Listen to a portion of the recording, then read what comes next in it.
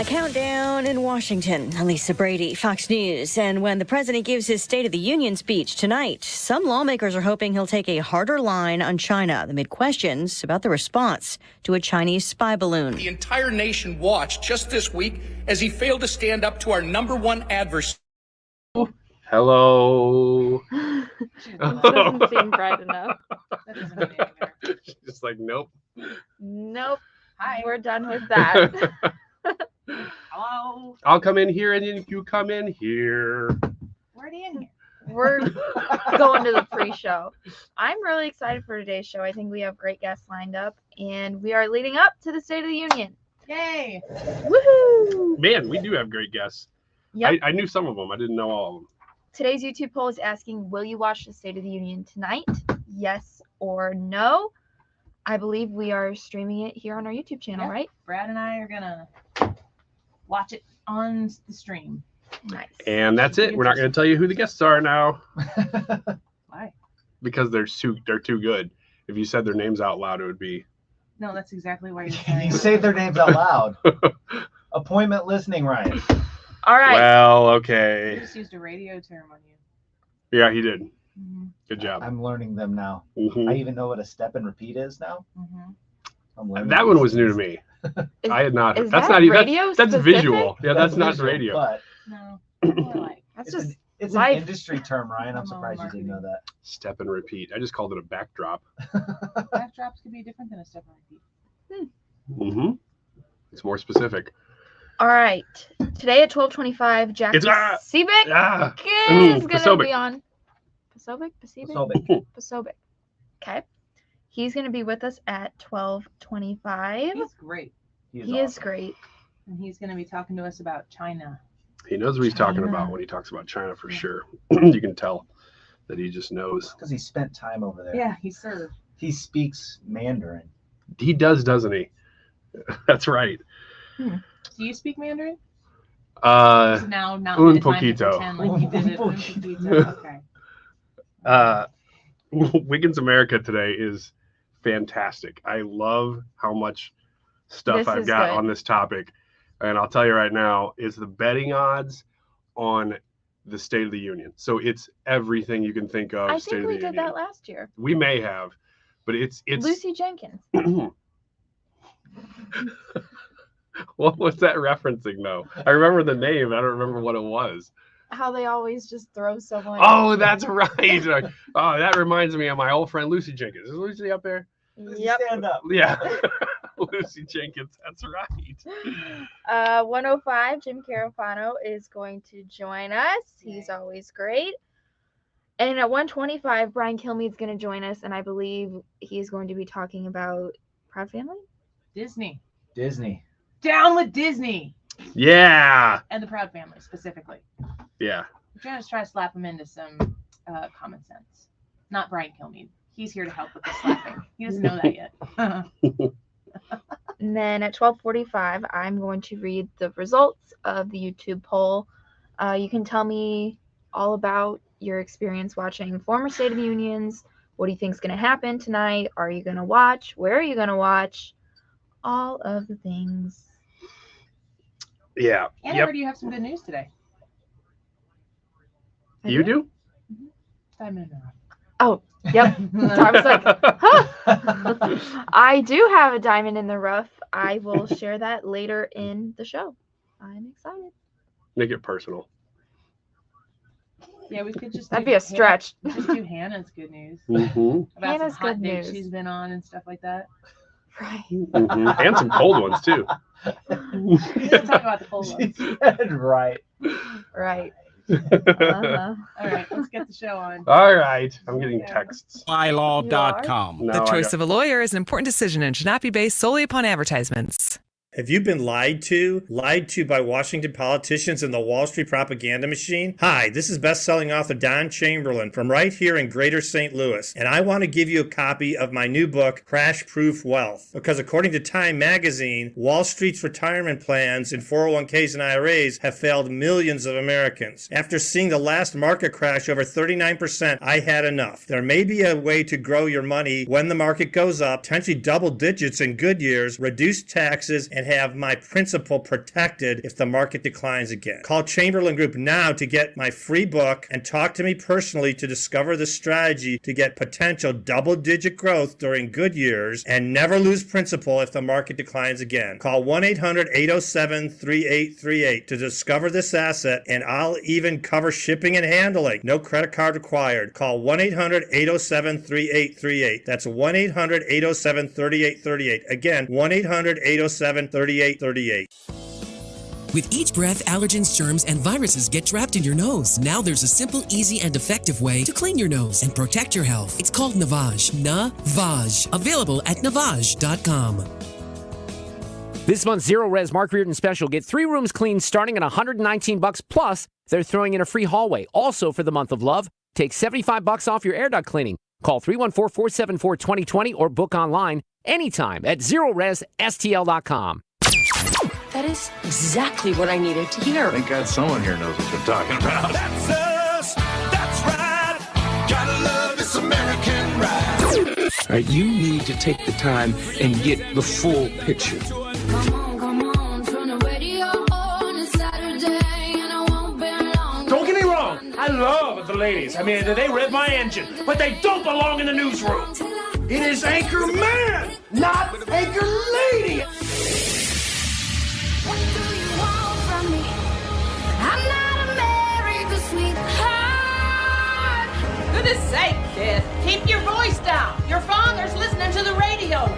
I'm not America's sweetheart. This is the Annie Frey Show. Go get him. It's back. The State of the Union is back. And last night when I was looking for stuff to talk about the State of the Union, I came across this little gem, which was highlights of the last State of the Union. To see the what used to be called the Rust Belt become the home of a significant resurgence of manufacturing. Putin may circle Kyiv with tanks, but he'll never gain the hearts and souls of the Iranian people. That was news to the Iranians. He'll never extinguish their preventing Russia's central bank from defending the Russian ruble. And a pound of Ukrainian people, the proud people, pound for pound, there's simply nothing beyond our capacity. Increasing the productive capacity of our economy. I call it building a better America. Okay. We won't stop. Because you can't build a wall high enough to keep out a vaccine. The vaccine can stop the spread of these diseases. What? As one people, one America, the United States of America. Yeah, that's right. What are we going to do about it? God bless you all. What should we do? And may God protect our troops. To who? Thank you. You're welcome. Go get him. Where is he? I watched that clip last night. Said I usually try to do some preparation for the show, and then I send Brad things. And I watched that, and I had 100% forgotten about the "Go Get Him" clip. And me too. I think the kids were watching something on YouTube or whatever, and I was listening to that, and he said, "Go get me," and I just busted out laughing. And the kids are always like, "What, Mom? What?" And I'm like, I can't even explain it to you. There's no words that I could say right now that would make you go, "Oh, that's as funny as you implied that it was." How is it going to be better 1 year later? Well, it might be more entertaining. Oh, well, we're going to stream it live tonight on the Annie Frey YouTube channel, so make sure you're here with us. We're also, if you're out and about, make sure you tune in to 97.1 FM Talk, because we're going to have it right here. I know that there is nothing you'd rather do than listen to Joe Biden speak for about an hour and a half on the radio. So you should be here on 97.1, of course, obviously. It's an important thing. And, you could go through and listen to other presidents who've delivered State of the Unions, and maybe there's a flub here and there. There's nothing like Joe Biden. And Uncle Joe also, this is not something that he's doing now that he's older. This is the type of stuff he's done his whole life, right? Yeah. Maybe more now. Yeah, more now. A lot less polished now. Like before, he used to be able to get a whole sentence out before he would get all caught up on it, but he would just say things that were like, "Why are you saying that?" For sure.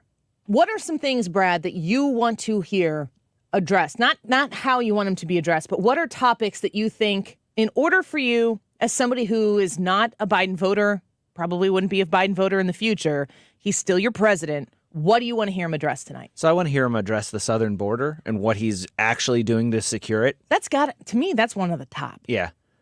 So I know that he's going to address it. I know he's going to talk about it.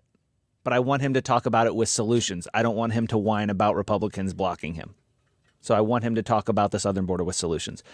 I want him to address the economy and not just how great his job market is, but I want to know how great everything is or how things aren't going well and what plans he has to turn that around. So Harris Faulkner today on her show, Faulkner Focus, highlighted some of the promises that were made in last year's State of the Union, because this is going to be, you can expect this to be a flowery speech. The president's not going to go up in front of everyone and be like, I am doing a terrible job. Would that be refreshing? No, I don't even know that would be refreshing. An acknowledgement of the life experience that you and I have on a day-to-day basis, trying to raise kids, working hard to provide for ourselves, trying to be successful, trying to get ahead. Folks, there is nothing wrong with getting ahead. Brad, would you agree that the prevailing social narrative is that if you get ahead in life, that you should be ashamed of that? Yeah, or somehow or another, you did it dishonestly. Like, why are you doing well and I'm not? Mm-hmm. Well, because I'm better at it than you. I don't know. Scoreboard. Or, maybe you got lucky along the way. Maybe you had an opportunity that was presented to you along the way. Maybe you worked your tail off and got lucky with an opportunity. That doesn't mean that should be taken away from you because somebody else out there doesn't have the same end situation that you did. Right. Nowhere in this country should anybody be guaranteeing you equal outcome. It is an impossibility unless there are two groups, you and the people making the decisions. And there's a name for that kind of a government, and we're trying like hell to make sure it doesn't come to this country. You do not want socialism or communism to be the solution so that everybody can have an equal outcome, because even though it isn't equal for everybody, because the people making the decisions at the top where the government owns everything and they get to distribute to you the things to make sure that everybody is equal, that is not what you want. So Harris Faulkner, as I was saying, had a little bit of a highlight reel here of things that President Biden made promises for in last year's speech. Well, as we look ahead to President Biden's State of the Union speech tonight, some people are pointing out some of the promises that Biden did not keep from last year. We need to secure our border and fix the immigration system. Too many families are struggling to keep up with their bills. Inflation is robbing them of gains. That's why my top priority is getting prices under control. By the end of this year, the deficit will be down to less than half of what it was before I took office. The only president ever to cut the deficit by more than $1 trillion in a single year. Well, this year we've seen the border crisis get worse than ever in the history of the United States. With December's encounters numbers increasing by 40%, inflation and gas prices have eased slightly, but are still crushing Americans, and most recently going back up. The national deficit went up by 12%. A new op-ed warns expect Biden to deliver the opposite of his promises in the State of the Union address. National deficit up by 12%. And one of his main promises was inflation. Remember when the first promises that were made by this administration, the people involved in it, was that inflation, they kept using the word transitory. They're saying that it wasn't going to stick around. It wasn't going to get worse. It has. And I just paid $3.25 for gas. And that was like after a little bit of savings with my Upside app or something. It's not better today.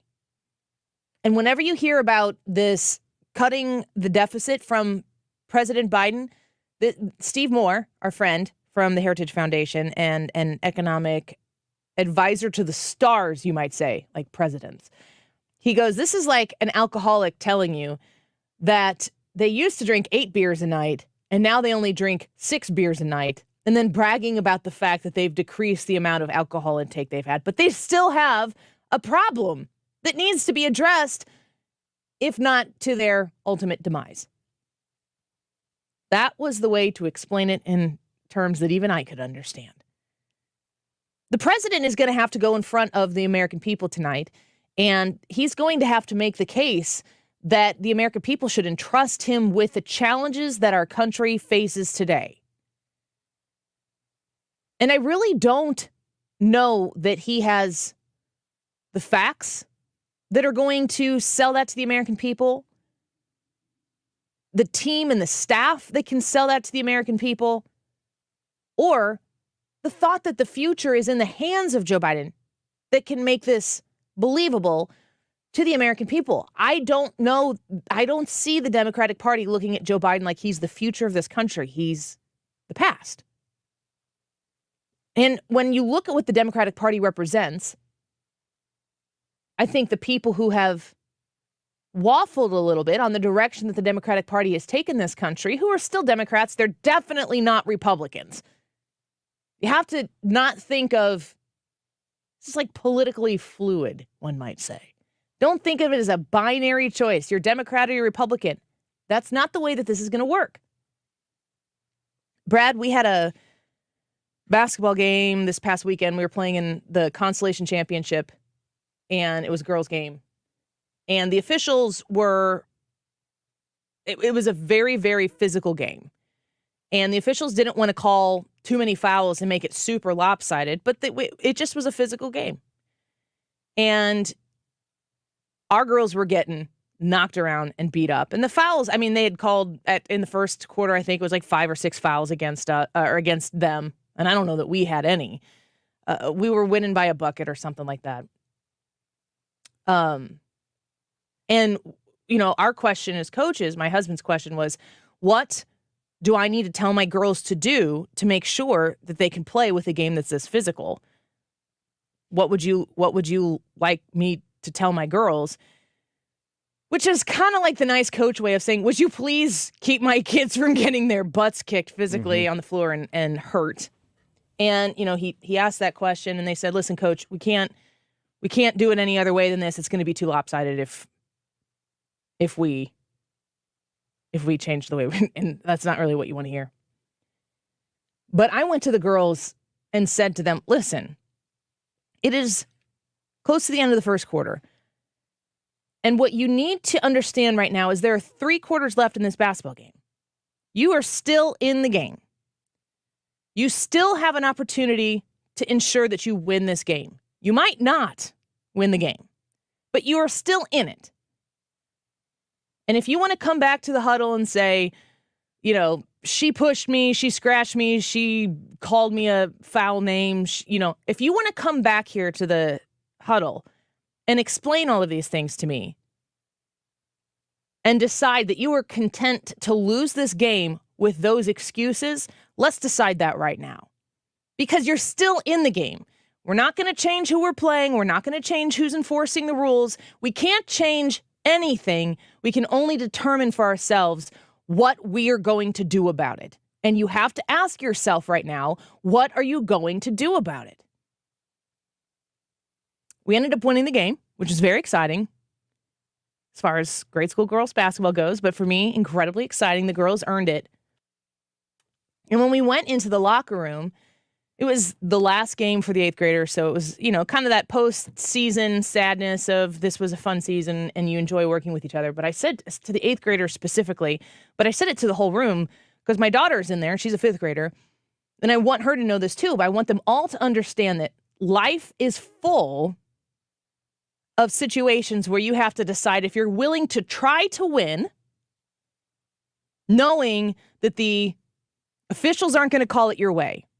I'm not saying it was the case in this instance, but maybe the officials are stacked against you. Maybe the rules are stacked against you. Maybe the playing field isn't even. Maybe you're down a player. Maybe they're using someone you don't think they should be able to use. Life is full of opportunities to decide whether or not I'm going to play to win. I don't know what's going to happen, but I need to know when the game is over that I did everything I could to try to win. Or you need to decide if you're willing to lose with excuses.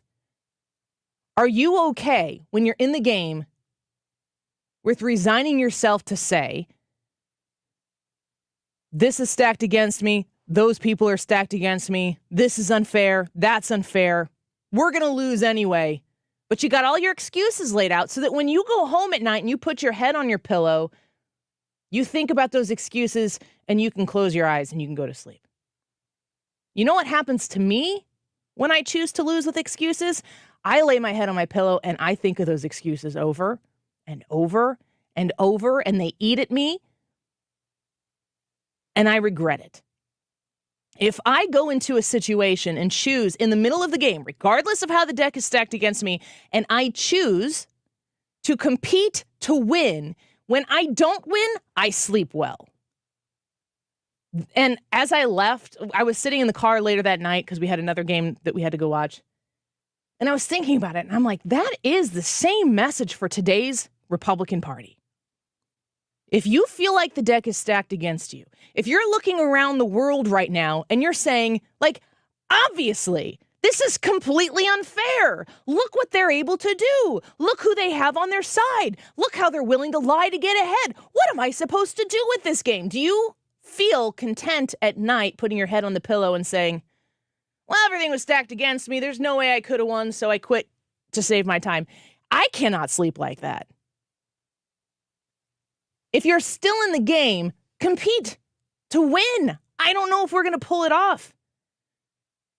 But I'm going to watch the State of the Union tonight to measure up where the game sits currently, to see where this president, who leads the Democratic Party, who is in a position to make immense change and progress for this country, to identify the fact that we look weak on the global stage because he's not able to articulate to the American people why his way of handling a Chinese spy balloon that transverses the entire country is the right way. Is he leading on this? He is absolutely not.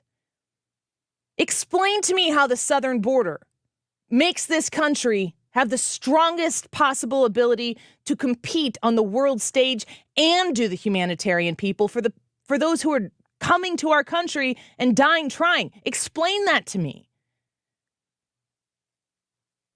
When I look at how we are pushing our kids to learn things in ways that we've never educated them before, that dismisses huge swaths of history that are important detail points from where we have been to where we are now, why are we doing it? I want to know all the terms. I want to know all of the obstacles that are in front of me. I want to know every place where the deck is stacked against me because that's how I will learn how to win. And if you're okay with choosing to lose with excuses, get out of my way. There's something here that is worth fighting for. It requires honesty. It requires integrity. In the midst of a bunch of dishonest people who lack integrity, you got to figure out how to maintain that and still commit to win. The State of the Union tonight will be a refreshing reminder, all condensed into what, maybe 60 to 90 minutes of what we are up against. That's why I think it's important to watch. And maybe he'll surprise you. Maybe along the way he'll make a point that you agree with. There's no shame in admitting that and acknowledging that when it happens. But if you're going to criticize and you're not going to pay attention to it, I just don't have time for that either. So let's watch it together. We're going to stream it live here on the Annie Frey YouTube channel. We're going to stream it live. You can listen to it on 97.1 FM Talk. And we'll, of course, react tomorrow. This show today is packed full. Jack Posobiec, he's a senior editor at Human Events. He is in the Navy, was in the Navy. He's a China analyst.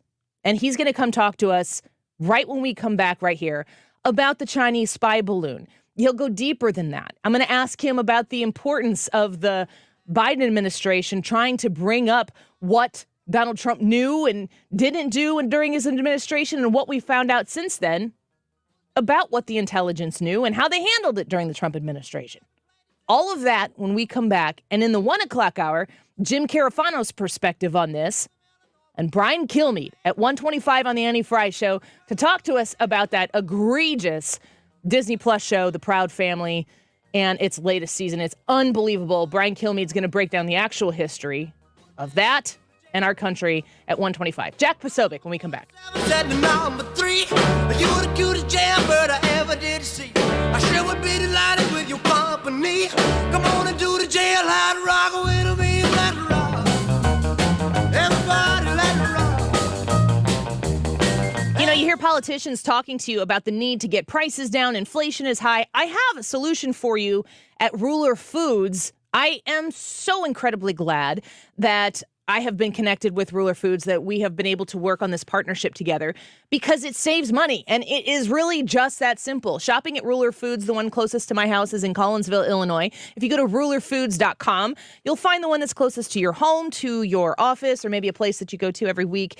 And you need to go in, give them the chance, park in the parking lot, walk in the store, and see how easy it is to navigate the aisles at Ruler Foods, how clean and organized it is, and how much money you can save. I don't care how much money you make in your salary, in your paycheck. If you think you want to spend 2, 3, and 4 times on specific items inside that store at the place you normally shop, you go do that. I don't ever want to spend more than I have to for great groceries. Red or white seedless grapes, $1.47 a pound. They have great snacks and soda deals right now if you are preparing for a party this weekend. They also have different kinds of bouquets for Valentine's Day that's coming up. Make sure you go shop in a budget-friendly place that is looking out for your bottom dollar. I do. The Frey family does. You'll love it too. Rulerfoods.com. For the first time, Diamonds Direct is offering an extra 25% off all of their Diamond Classics collection. 25% off diamond stud earrings, 25% off diamond tennis bracelets, and 25% off diamond pendants and more. It's true. This Valentine's Day, Diamonds Direct lets you take a full 25% off all these must-have jewelry box staples. Diamond Classics are like a little black dress. It's jewelry that never goes out of style and something you can wear every day, whether it's just running errands or going out on the town. A nice pair of diamond stud earrings goes with anything and everything. And now through Valentine's Day, you can take an extra 25% off. It's our best value ever offered on these popular gifts. Don't miss this sparkling new Valentine's event. Visit DiamondsDirect.com to view the Diamond Classics collection. Learn about designer trunk shows offering an expanded selection, and apply for zero-interest financing options up to 3 full years. Celebrate your love and save like never before at Diamonds Direct. Your love, our passion. Attention bourbon lovers, Mark Cox here. Join me Thursday, March 2nd at the Clayton White House for an evening of sampling and mingling. Tickets include appetizers and tastings from some of the finest vendors in the market. Visit 971talk.com/events and get your tickets now.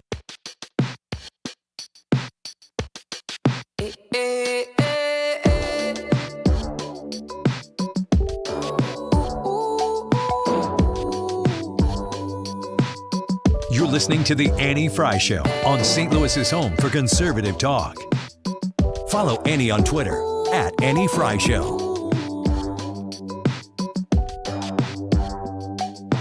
Needless to say, I keep a check. She was a bad bad, nevertheless. Calling it quits now, baby, I'm a wreck. Crash at my place, baby, you're a wreck. Needless to say, I'm keeping a check. She was a bad bad, nevertheless. What happened with this spy balloon, it was an absolute disgrace. For a week, Biden sat there wringing his hands, unsure of what to do, demonstrating weakness. He let this balloon hover over sensitive military facilities, presumably taking photographs, taking infrared, no doubt trying to intercept communications, and likely sending all of that data up to satellites and back to Beijing. And after a week, after it had completed its mission, only then did Biden discover the courage to shoot the damn thing down. Once it was done, once it was over, what he should have done is shot it down as soon as it entered U.S. airspace. He should have shot it down on the front end. So Ted Cruz talking there about what should have been done. And here's Corinne Jean-Pierre. We protected against Chinese intelligence collection because we knew exactly where the balloon was going. Yeah, so we got a question about all of the different places, including right here, folks, at Scott Air Force Base. Pretty important part of the middle of the country, among other areas in the bi-state region here in Missouri and Illinois. Knowing that this thing's going right over where it can see Scott, that's kind of unsettling. Corinne Jean-Pierre says, well, we knew exactly where it was going, so it doesn't seem to be a problem for her. Let's talk to an expert on this. Senior editor at Human Events. He's been in the Navy. He's a China analyst, and he's Jack Posobiec, and he's here with us now. Jack, thank you for coming on here. I can't wait to talk to you about this topic. Hey, thanks so much for having me on. And I really have to say it's when we looked at the Chinese spy program, their surveillance program it started really predominantly with the Navy when I was still in, and we saw them using these sort of, I guess you could say, unconventional surveillance platforms. I never quite realized that I would see, or I never thought certainly that I would see one floating over the American Midwest, but apparently that's where we are now. Yeah, Jack, I'll tell you what, living in the St. Louis area on the Illinois side, you kind of feel a certain sense of security here, falsely, I suppose, because you look at New York City, Washington, D.C., you see the Pacific coastline and where maybe points of interest for other adversarial countries might be. St. Louis doesn't feel like one of those places, even though we do have a lot of important resources right here. What does it mean to you, Jack, to see this Chinese spy balloon be permitted to go diagonally across the entire country? Look, I see something like this, and it's very hard to understand how something like this was allowed to begin with. I mean, we're given this information that clearly, before it had traversed any U.S. airspace, we would have picked this up on our air defense radar, our early warning systems in the Alaska air information identification zones, that we clearly would have picked this up, or at some point while it traversed either Alaska or the Yukon and then coming into Montana, where it did cross the border back into the continental United States, the lower 48, that at any one of these points it could have been shot down. And that's why when we hear these statements from the White House that they were worried about it being over some populated areas, said, no, that doesn't match up with the timeline. Yeah. They only admitted that it existed because the good people of Billings, Montana, the deplorables out there, if you will, pointed their phones up at the sky and said, what is that flying over our homes, flying over our ranches, flying over our land?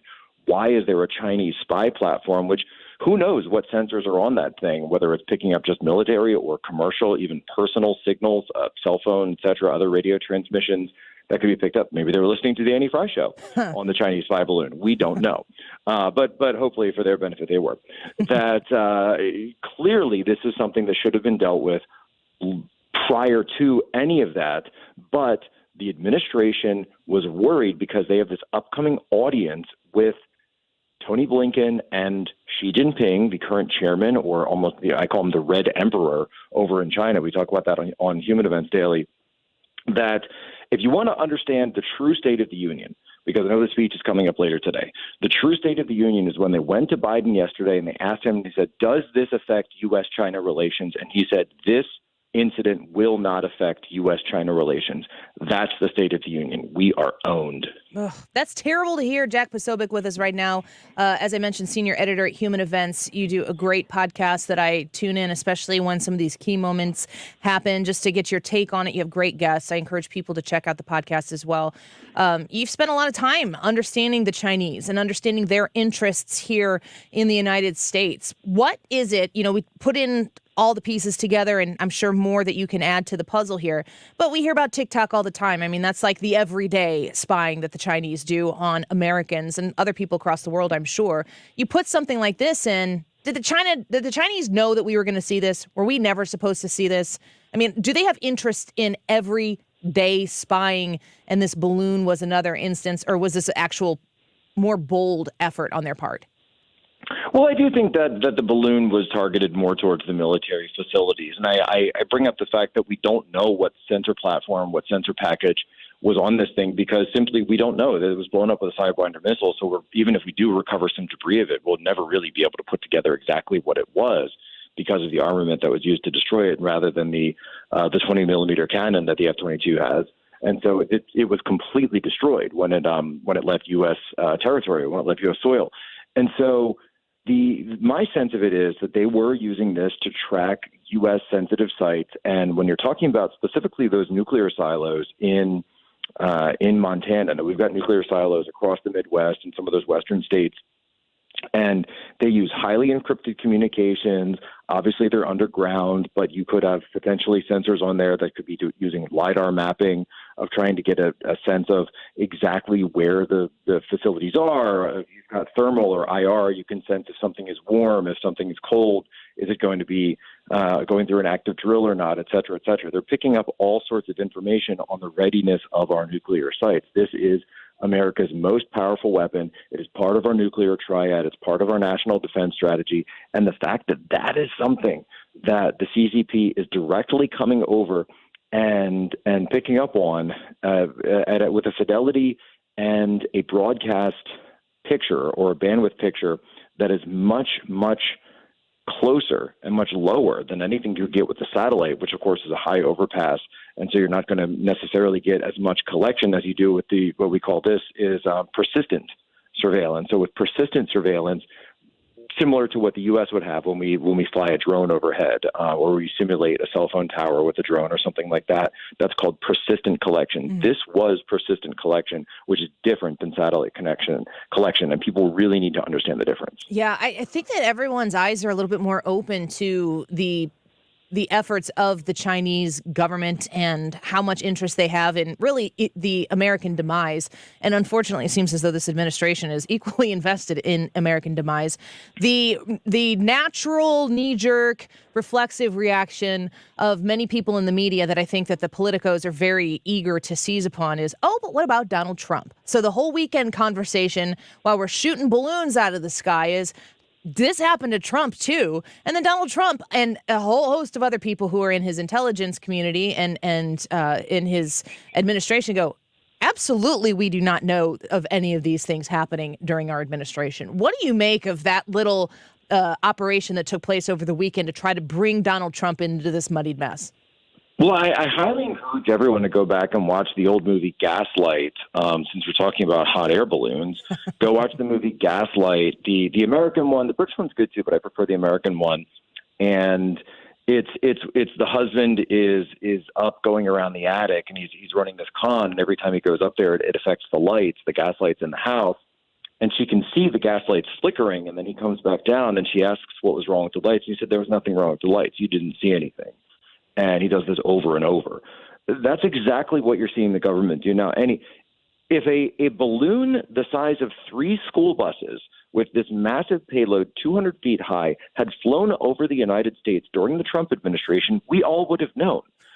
Alexander Vindman would have been screaming about it and filing these whistleblower responses claiming that President Trump is degrading U.S. national security. He's putting us all at risk. We all would have seen it on TikTok. We all would have seen it on our cell phones. It would have been viral across the entire country every time it happened.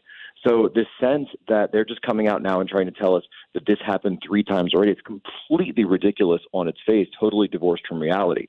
What I have heard, though, is that there was an escalatory Chinese unconventional surveillance platform program that began with boats off the West Coast and boats off the East Coast of military installations, starting with small platforms like commercial grade, like the kind of quadcopters that you would get your kid for Christmas or you'd buy at the store, that were then flown off of the personal boats in some areas, and then that escalated into other much smaller dirigibles like this, but nowhere near on the scale that this came up to. And so, of course, my follow-up question when I was hearing this was saying, well, wait a minute, why does it seem like President Trump didn't know about this?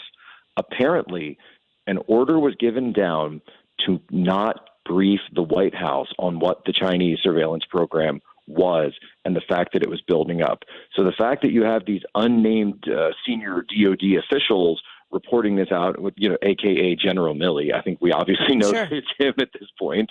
Not really, doesn't take an Inspector Clouseau to figure that one out. That he's admitting that he basically withheld this intelligence from the White House. Isn't that treasonous? I mean, I don't understand how you can have somebody. I don't understand how we can have such separate operations working in the best interest of the American people, which is an incredibly naive thing for me to say, I understand. But I feel like some of these most obvious questions need to be said out loud so that the obvious answers can be said out loud, because we don't say the obvious things out loud anymore. Well, and the answer to your question, I think from a direct angle, is that technically it wouldn't be treason because we're not in a time of war. But if we were, then obviously there'd be a different answer for that. But it certainly is unconstitutional, and it certainly is depriving the commander-in-chief, the duly elected commander-in-chief of intelligence to defend the homeland, because that is not the role of the military. It is not their role. Keep in mind, this is the same guy who said that he had called his counterpart, the Chinese general, to tell him that to not worry about President Trump's tweets about the South China Sea and the Taiwan Strait, that he would give you a heads up if we were actually planning military activity. Now, I must have missed that chapter of Sun Tzu, but apparently, according to the book of General Mi Li, you tell your opponent before you commit to an attack. Again, I'm just a simple Midwestern mom here trying to figure all this out, but none of it makes sense to me. And the more it doesn't, it shouldn't make sense. It doesn't. Well, that's encouraging to hear. At least I feel a little more secure in my rage about how we are handling our national security. It doesn't seem as though we prioritize it on any front. Real quick before I let you go, we're speaking with Jack Posobiec. You want to give us a precursor of what you expect to hear at the State of the Union tonight? Look, we can almost pre-bunk this. He's going to say gas prices are going down when we know gas prices are going up. He's going to say that he inherited inflation when we know inflation was down when he became president. He's going to say that the economy is good when we're hearing that 2/3, the highest level ever of Americans since we tracked this, are living paycheck to paycheck. He's going to say the economy is strong when we just know that none of these indications are true. And they're going to continue the gaslighting because it is all they have at this point, because they know that they are an administration on its last ropes. They know that there is no appetite within the DNC and the higher mega donors of the Democrat Party for another Joe Biden run. They certainly don't want to get behind Kamala Harris, and they're looking for a way. That's why you're seeing this document scandal right now. They're looking for a way to exit Grandpa Joe from the front door. They're going to hold his hand. They're going to give him a glass of warm milk, and Dr. Jill's going to give him his steamed prunes, and they're going to walk him out the front door, and they're going to bring in Hair Gel Hitler, the governor of California, Gavin Newsom, behind him. Man, Jack Posobiec with a senior editor at Human Events. Go to Human Events Daily with Jack Posobiec, wherever you get podcasts from, and subscribe it to get more of this great, unique perspective. Jack, we're always grateful when you give us some of your time. Thank you so much. Thank you so much, Annie. We'll do it again sometime soon. Former Navy China analyst Jack Posobiec on Twitter at Jack Posobiec. Great follow, great intel. He is very generous with our show, and we're really grateful for it. Any thoughts, Brad? Oh, man, just many thoughts. From the top rope on Gavin Newsom there. Yeah, yeah. I heard him say that one other time. Hair Gel Hitler. Hair Gel Hitler. Ooh. Yeah. It is what it is. I mean, it's a disaster. He's palatable JB Pritzker. Gross. I don't even know if that more palatable. It's all subjective, Brad.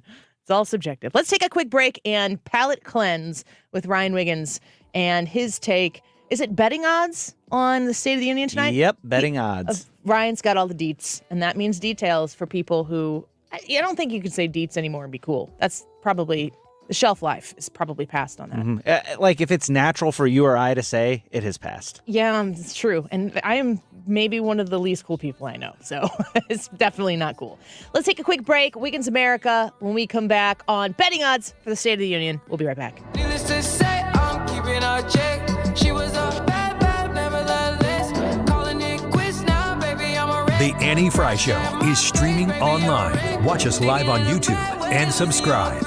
Screaming at my face, baby, don't trip. Someone took a big L, don't know how that felt. Looking at you sideways, party on tilt. Ooh, certain things you just can't refuse. She wanna ride me like a cruise, and I'm not trying to lose. IGotFloor.com is the website. If you're looking for flooring in your near future, you want to check out Michael's Flooring Outlet. You like to shop local. You like to shop with a St. Louis family that's put their time and their effort into making you have a great experience shopping for a great product. Well, that's Michael's Flooring Outlet. If you are interested in starting your process there, they're going to be excited to have you. If you are near the end of your process and you're just trying to price places out and make sure you get the best deal for your hard-earned dollar, they love that opportunity to earn your business. You're going to get value at Michael's Flooring Outlet, but you also have access to the best brands like the Mohawk Smart Strand carpet line or the Techwood Plus line. You can work with them, talk to them about what you are looking for, huge projects, small projects. Maybe you want to renovate your home office or maybe your work office. Maybe it's like a basement situation and you're going to have kids down there playing. That's kind of the way my house is. You throw the kids downstairs and you just let them have it. Carpet squares, fantastic for that, because if you got a spill or a snag or something, much easier to replace. If you're in the business, if you're in the market for flooring, check out my friends at Michael's Flooring Outlet online at igotfloored.com. The only person who can change your life is you, but you need to know how. Listen to my show, The Del Walmsley Radio Show, where the hype ends and the help begins. Listen to The Del Walmsley Radio Show this Saturday afternoon from 1 to 2 p.m. on 97.1 FM Talk. What's your favorite four-letter word? Chances are you've said it more than a few times dealing with this crazy world we live in. But at Compass Retirement Solutions, our four-letter word of choice is hope. Hope for a better tomorrow. And hope that your retirement plans don't take a back seat. You've watched inflation soar, and maybe your retirement future feels a little uncertain right now. But all hope is not lost. Find out exactly how much risk you're still taking with your investments. Find out how you may be able to save big on taxes. And find out how having a written retirement plan just might give you the hope you've been looking for. Call today to set up a meeting. 314-373-1598. That's 314-373-1598. Compass Retirement Solutions. 314-373-1598. Firm offers insurance services but does not provide tax advice. Investments and services offered through Compass Retirement Group, a registered investment advisory firm in Missouri and Illinois. Investing involves risk, including the potential loss of principal. Cash back wherever you roll. It's like having your own hype man. Get an average of 17% cash back at restaurants. Oh, it's dinner time. Average of 13% on groceries. Get those groceries. 10 cents per gallon average cash back on gas. It's go time. Plus, cash back at participating convenience stores too. Stacks on stacks. Users can earn hundreds of dollars a year, 3 times more than other apps. Upside, show me that money. All right, we get it. It's easy. Just sign up for the free Upside app and start getting cash back for doing you. Download the free Upside app and use promo code DOYOU for an extra $10 cash back on your first purchase of $10 or more. That's promo code DOYOU for an extra $10 on the free Upside app. Get cash back for doing you with the free app from Upside. You're listening to the Annie Frey Show live from the Air Comfort Service Heating, Cooling, and Insulation Studio. Air Comfort Service is proud to support Greater St. Louis Honor Flight. Sign your veteran up for the Honor Flight today at gsLHonorFlight.org. And for heating services, visit aircomfortservice.com. 22 years of questioning the narrative. Thanks for making 97.1 FM Talk your home for conservative talk.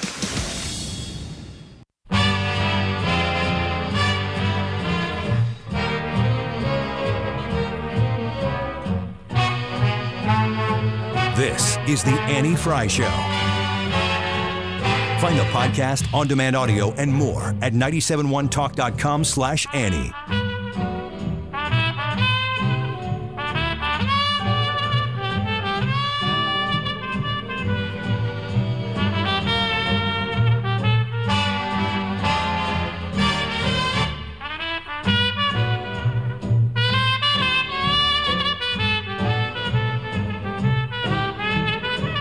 Anyone know what the name of the song is? The Boot, Scoot, and Shuffle. No. Happy Town, Get It Done. I'm not going to tell you. This is so bad, Ryan. If you know, I want to see if anybody on the YouTube live chat knows the name of the song. Before I'll tell you by the end of this segment, though. I don't know. It was in Sleepless in Seattle, but not this version. Wiggins America, are you ready? I'm ready. Is this better than? I mean, it's hard to beat. This is great music. I could just say random words until I got it right. Uh-huh. Oh, did somebody get it? Mm-hmm. No, that's just a comment. Wiggins! Oh, Wiggins! Are you going to say it or not? You can. Making whoopee. Yeah. Making whoopee. Oh, You know two what that people means? said it. I would love an explanation because I have no idea. Nobody ever explained it to me. Brad will explain it to you later. I can't. No, he won't. Brad, Great song. it would be all right with me if we just had a sit down and you kind of explain the whole Can thing I to me. interject real quick, Yeah. though? Isn't it funny that in the 40s they were writing songs called Making Whoopee? And obviously that is what it is. Is that far away from what Cardi B is singing about today? Yeah, it is. Okay, just It's checking. pretty far away. From what I mean, specifically Cardi B. You could have said many other I know. things, and I would have said, well, maybe. But I mean, every once in a while you're listening to a song, a pop song, a very poppy, just good feeling pop song, and you're like, oh, that's filthy. Oh. All right, I see you, Yeah. Grandma and Grandpa. I know what you were doing. I know how I got here. Oh, it's not that stuff didn't exist. It's that now they don't even use innuendo. Yeah. It's just like, we're going to write a song called Doing the Sex. Just like, it's just blunt. There's no... What about blunts? It's just blunts. Like blunt is a good word because you wouldn't say blunt. You'd say, I'm smoking drugs. Now, there's no artistic anything to it. I would disagree with that. And I bet you if we talk to our friends at the hip hop stations, they would disagree with that. I hope they're all listening out in the lobby right now. Hey, here's what we'll do. We'll have Ryan go over onto Hot 104.1 after this and explain why it's not good. Well, the way that I would do it is I would say, I'm going to get Princess Storm case in here. in point, Cardi B's song, which I don't even want to say the title of. And the argument would be over. You've already said so much, though. I'm surprised you drew the line there. Brian on YouTube said that song, Making Whoopee, had a parental advisory on it in 1922. He has an extra 2 there. But, wow. Okay. That's in the future then. That's 19,222. People are just listing off terrible songs. Go ahead. Let's do State of the Union stuff. Go ahead. Stop I just saw keep somebody going. say My Humps. Yeah. That song is so funny because it's so dumb. And if it comes on my radio and my kids aren't in the car, I'm turning it Oh, off. yeah. It's fun. Check it out. They knew exactly what they were doing. They knew, okay, this is stupid, right? But we're still going to do it, right? They do yeah, it for absolutely. the minivan moms. Yes. They do it for me. They know that I'm 38 and I want to feel like I was 20 again. Gosh, I hate the fact that this is a really good Wiggins America, and I just am required to tell you right now that on the way in, I was listening to No Scrubs. Do you want to? I mean, we have like too much time to not do Wiggins America. Otherwise, we can pick up where we left off later in the show. Okay. Do you guys want to know which words and phrases tonight are most likely to be either in or out of? Not a joke. That is a great one. Come on, man. Surprise, surprise. None of those are on this list. None of his normal. Normal? Well, because he's going to stick You're to the lying script. dog-faced pony soldier. That's not on here. He's That's looking not at on you, here. Kevin McCarthy. That name is on here. So let's start there. Okay. Among names of people, which people do you think are most likely to be named and which are not? Kamala Any names? Harris. Kamala Harris is not on this list. That's telling. Kevin McCarthy. McCarthy is on the list. Nancy Pelosi for her service. No Nancy to Pelosi. herself. No. Jill no. Biden. Jill is on the list, and Jill is actually negative odds, which means it's very likely Yeah, he's going to walk up and say, I'm that Jill's he husband. would say something about Jill. If he gets that would be kind of commendable because that would technically be right. What about Bono? Do you know Bono is Jill's guest? Do you know No. Bono is sitting with Jill? Do you know No. who's sitting? Do you know who Kevin McCarthy's guest is? No, I don't. Enos Cantor Freedom. Ooh, Yes, that's sir. cool. Mm-hmm. Okay. The very successful, very tall NBA player who happens to be African American will be Kevin McCarthy's guest, and he changed his last name to Freedom. Mm-hmm. Yeah. It's a good Yeah. pick. His name could be like one of those super conservative websites. EnosCantor.freedom. Just go. Actually, net. don't. I don't know where that takes you. No, the most likely name to be said, according to the Vegas odds, is Putin, number one. And then it's Jill. And then somewhere along the line here, it kind of gets muddy because they get pretty close. But Xi Jinping is on the list. Donald Trump, Obama, McCarthy are all on that list. And then DeSantis is on there. Obama? Yeah, Obama. Why would he bring up Obama? I don't know. It just reminds people what he's not. Yeah, exactly. I wouldn't put too much money on that. Maybe it'll be for Michelle Obama, who will probably be the next Democratic nominee, but we could talk about that later. Oh, let me get to some really good ones here because that's part of it. But here's a fun one. Hannah says Lucy Jenkins. Do we need to explain that? No. Okay. Number of times balloon is said is one of the things you can pick. There's like an over and under on that? You can pick a different number, 0, 1, 2, or 3 or more. 3 or more. You think? Oh, yeah. 0. 0 has the, I guess, most even odds. 3 or more has the best odds, as in the least likely to be said. But what's the least likely? 3 or more. No, doesn't do him any good to talk about it. And if he does talk about it, he's going to talk about it in a way that isn't too on the nose. I think that's a very good point. What about length? Have you thought about how long do you think this State of the Union goes? Probably too long. They have it over under at 63 minutes, barely over an hour. This is from the first word he speaks to the last word he speaks. Under. It's really close. I'm guessing 50. They're saying 63 is pretty much like right at. I think it'll go over an hour because if he doesn't go over an hour, you know what the story is going to be tomorrow. He didn't even speak for an hour. He's not Here's capable. The thing, though. You have to weigh that out. Do you have him do a 45-minute speech that he can do, or do you make him go over 60 minutes and he can't hang? You do not make him go longer than he can handle it. Which is, I would say, is because probably right at an hour. If he goes 65 minutes or 70 minutes and it's a disaster, people will talk about that much more than if he goes 45 minutes and he doesn't stumble on himself. Mm-hmm. That's true. I heard you play last year's we'll do that again montage. Later. That was great. I forgot that last thing he said. Well, go get him. No, it's probably the clearest thing that he actually says. Go get him. Okay, where? Where are we going? Let's go get him. Go get him. How do we know it's a him? Anyway. Ask Brian Kilmeade that question. Oh, get off me. I specifically have that clip there so I can play that at the end of his interview. Brian Kilmeade, if you listen to this station and you hear him when he's on with Kilmeade or whomever he is joining at any given time, he said always go on with Glover. I don't know if he still does or not, but he always ends it. Go get him. Mm-hmm. Always like, I always feel like I should get something at the end of that interview, but I'm going to go get him in this one, but with Joe Biden. Maybe Joe Biden listens exclusively to Brian Kilmeade. That's and he the was only ad-libbing obvious explanation. at the end. Go maybe get him. Maybe I won't just play it at the end. Maybe I'll ask Kilmeade about that phrase that he utters and see if there's a connection. See if there is a him. Mm-hmm. Last one, real quick. Phrases that are either likely or unlikely to be said. Lowest unemployment rate is the most likely phrase that you can bet. You got to bet $3,000 on that to get 100 back, which is probably a pretty good bet because know that's going to come up. Mm. But these, I can't wait for Lindsey Graham to say that tonight from the stands. The two phrases that caught my eye as in the least likely, but they're still on the list. If you bet $100, you'll win $3,000. If he says, just stand there in your wrongness and be wrong and get used to it. What? Here's the other one. You win $3,000 on 100. More than $3,000 if he says that. For this one, I offer my resignation. No.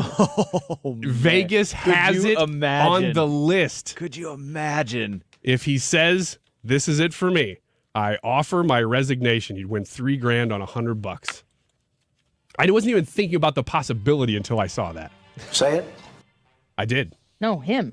Oh, yeah. Say that. So you say it, sir. Please say. But what are you going to do? Get Kamala? Huh? Whatever. Yes. It's not like it's not chaos anyway. Go get him. That's what we're going to do in the next hour. Jim Carafano and Brian Kilmeade. Lots to talk about. Join us. We'll be right back. If you need a new bath or shower in the new year, call my friends at Bath Fitter of St. Louis. Mark Cox here. We love our new shower and tub enclosure. It looks fantastic. No demolition, no mess, and a lifetime guarantee. Right now, they're having a sale for 20% off up to $1,000 or zero interest until 2028. That's 5 years. Call 636-338-1648. That's 636-338-1648. Bath Fitter of St. Louis. Stewart's American Mortgage, Stewie, Bagel Loan, all things you've heard me talk about before. Do you know that rates have gone down? I feel like that bears repeating. You hear the feds raise the rate, you think, oh, mortgage rates are up. No. The feds raised the rates just recently at the Fed level, and that doesn't have that immediate effect on mortgage rates. Mortgage rates actually went down. If you were looking to purchase a home, it is a wonderful time, with rates having been as high as they've been in the past, to use the Bagel Loan and be the most competitive buyer of all of the offers to that dream house that you're trying to acquire, but you got to use the bagel loan. You're going to pay no fees, no closing cost. Every other lender out there is going to charge you for them. You can take that money that you're saving on those closing costs, apply it to the offer. You can take it and keep it if you can still get the house. Stewie's going to help walk you through the whole thing. The bagel loan is the way to go. 314-324-4440. That's 314-324-4440. Call him, text him, Google the bagel loan, NMLS number 226715. You don't have to put up with sinus problems anymore. There's a solution. Mark Cox here. Call my friends at the St. Louis Sinus Center. They have locations in Festus and Frontenac. You can call them at 314-473-5433. Dr. Gould specializes in balloon sinus dilation. It's done in the office. It's pain-free, unlike traditional sinus surgery. Stop procrastinating. Go to their website at stlsinuscenter.com. KFTK FM Florissant. From the Under Law Injury Lawyers, GetJim.com studio. 97.1 FM Talk. Always live on the free Odyssey app. Not one, but two hearings on China. I'm Lisa Brady, Fox News. We have to stop being naive about the threat we face from China. House Armed Services Committee Chair Mike Rogers, as Republicans criticize President Biden's response to last week's spy balloon. Some Democrats also want more information, but are offering support ahead of tonight's State of the Union address. President Biden has delivered the most important thing that this country has ever needed, and that is competency in lieu of chaos. Minnesota Congressman Dean Phillips, the president, expected to focus in part on an economic agenda he calls a success, while Republicans blame him for high inflation. At a hearing on border security, border agents are telling lawmakers what they've been up against during a record surge of migrants. Task saturation is a term we use to describe a tactic where smuggling organizations split large groups of migrants into many smaller groups.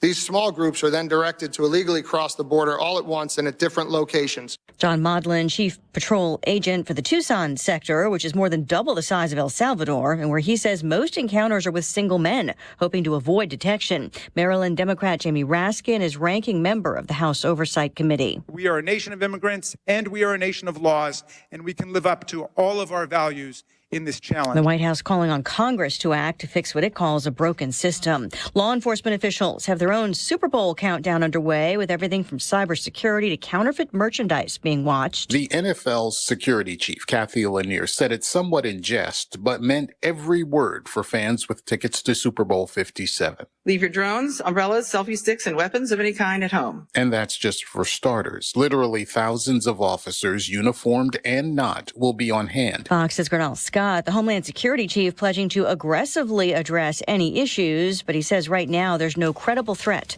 to the event. America is listening to Fox News.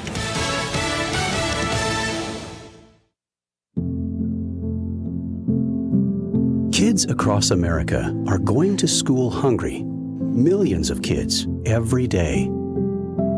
Hungry kids get sick more often and can struggle in school. It can be harder for them to focus and learn. But one simple thing can help change all of this for a hungry child in America. Good, healthy food and the energy it brings. With help from caring people across America, No Kid Hungry is providing healthy meals and hope to hungry kids so they can build better futures. We want to ensure that all of our kids have healthy meals every day. Thank you. Thank you for helping feed our kids. To learn more about ending child hunger in America, go to helpnokidhungry.org today. Air Comfort Service, heating, cooling, and insulation, weather. The bulk of the showers going away, and let's just think cloudy this afternoon. Temperatures hanging around 50 degrees. Tonight, clouds. Here comes the next batch. Showers after midnight, 35. Wednesday, clouds, chilly, periods of rain. A damp, cold day on Wednesday, 48 degrees. Periods of rain and windy Wednesday night. Thursday, clouds, a couple of spotty showers, but that's it. And a windy 52. This is 97.1 FM Talk. Chief Meteorologist Dave Murray. The State of the Union is tonight, and you can hear the whole thing right here on 97.1. It all happens live at 8 o'clock our time. State of the Union, live from Capitol Hill, tonight on 97.1 FM Talk. Have you been lied to by Washington politicians and the Wall Street propaganda machine? Hi, this is best-selling author Don Chamberlain from right here in Greater St. Louis, and I want to give you a copy of my new book, Crash Proof Wealth, because according to Time magazine, Wall Street's retirement plans in 401ks and IRAs have failed millions of Americans. After seeing the last market crash over 39%, I had enough. There may be a way to grow your money when the market goes up, potentially double digits in good, and have my principal protected if the market declines again. Call Chamberlain Group now to get my free book and talk to me personally to discover the strategy to get potential double-digit growth during good years and never lose principal if the market declines again. Call 1-800-807-3838 to discover this asset, and I'll even cover shipping and handling. No credit card required. Call 1-800-807-3838. That's 1-800-807-3838. Again, 1-800-807-3838. AMCO presents Bet You Didn't Know. Bet you didn't know that your car's transmission is made up of 800 pieces. Also, bet you didn't know that AMCO's fixed over 40 million transmissions, and that AMCO offers a nationwide warranty. AMCO offers easy payment plan options for most any credit situation, so you can fix it fast and pay it off slow at AMCO. That's AMCO, AA-MCO. That is exactly what I needed to hear. Thank God someone here knows what they're talking about. That's us. That's right.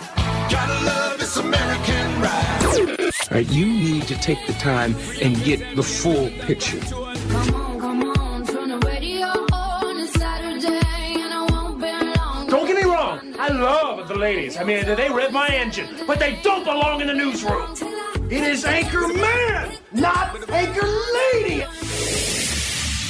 What do you want from me? I'm not America's sweetheart. Goodness sake, kid. Keep your voice down. Your father's listening to the radio. I'm not America's sweetheart. This is the Annie Frey Show. I can tell you that we discovered these flights after we came into office. And there's I'm not going to get into the specifics of how we did the forensics. I think you can understand that we're going to be careful about that. So that's John Kirby talking about the Chinese balloon flights that were discovered after they came into office. The implication that, but Donald Trump had the same thing happen when he was the president. And that was kind of news to Donald Trump. It's confusing to listen to the initial reports come out and say, in the wake, while the balloon is still crossing the country, we're talking about how, but Donald Trump also experienced this as well. John Kirby comes out and says, we discovered these flights after we came into office. And the question that they hope you're left asking is, but what about Donald Trump? Was Donald Trump as bad about this? Meanwhile, we're like, what's up with the Chinese spy balloon? Well, that's why we talked to Jim Carafano. Jim Carafano. These are dangerous times. Vice President for Foreign and Security Policy at Heritage. So they are trying to recover this downed Chinese spy craft from the sea, according to Fox News right now. Jim Carafano joins us, of course, from the Heritage Foundation, our friend. We are so excited to talk to you about this issue. Just tell us, Jim, take it from wherever you want to, because this is quite the story.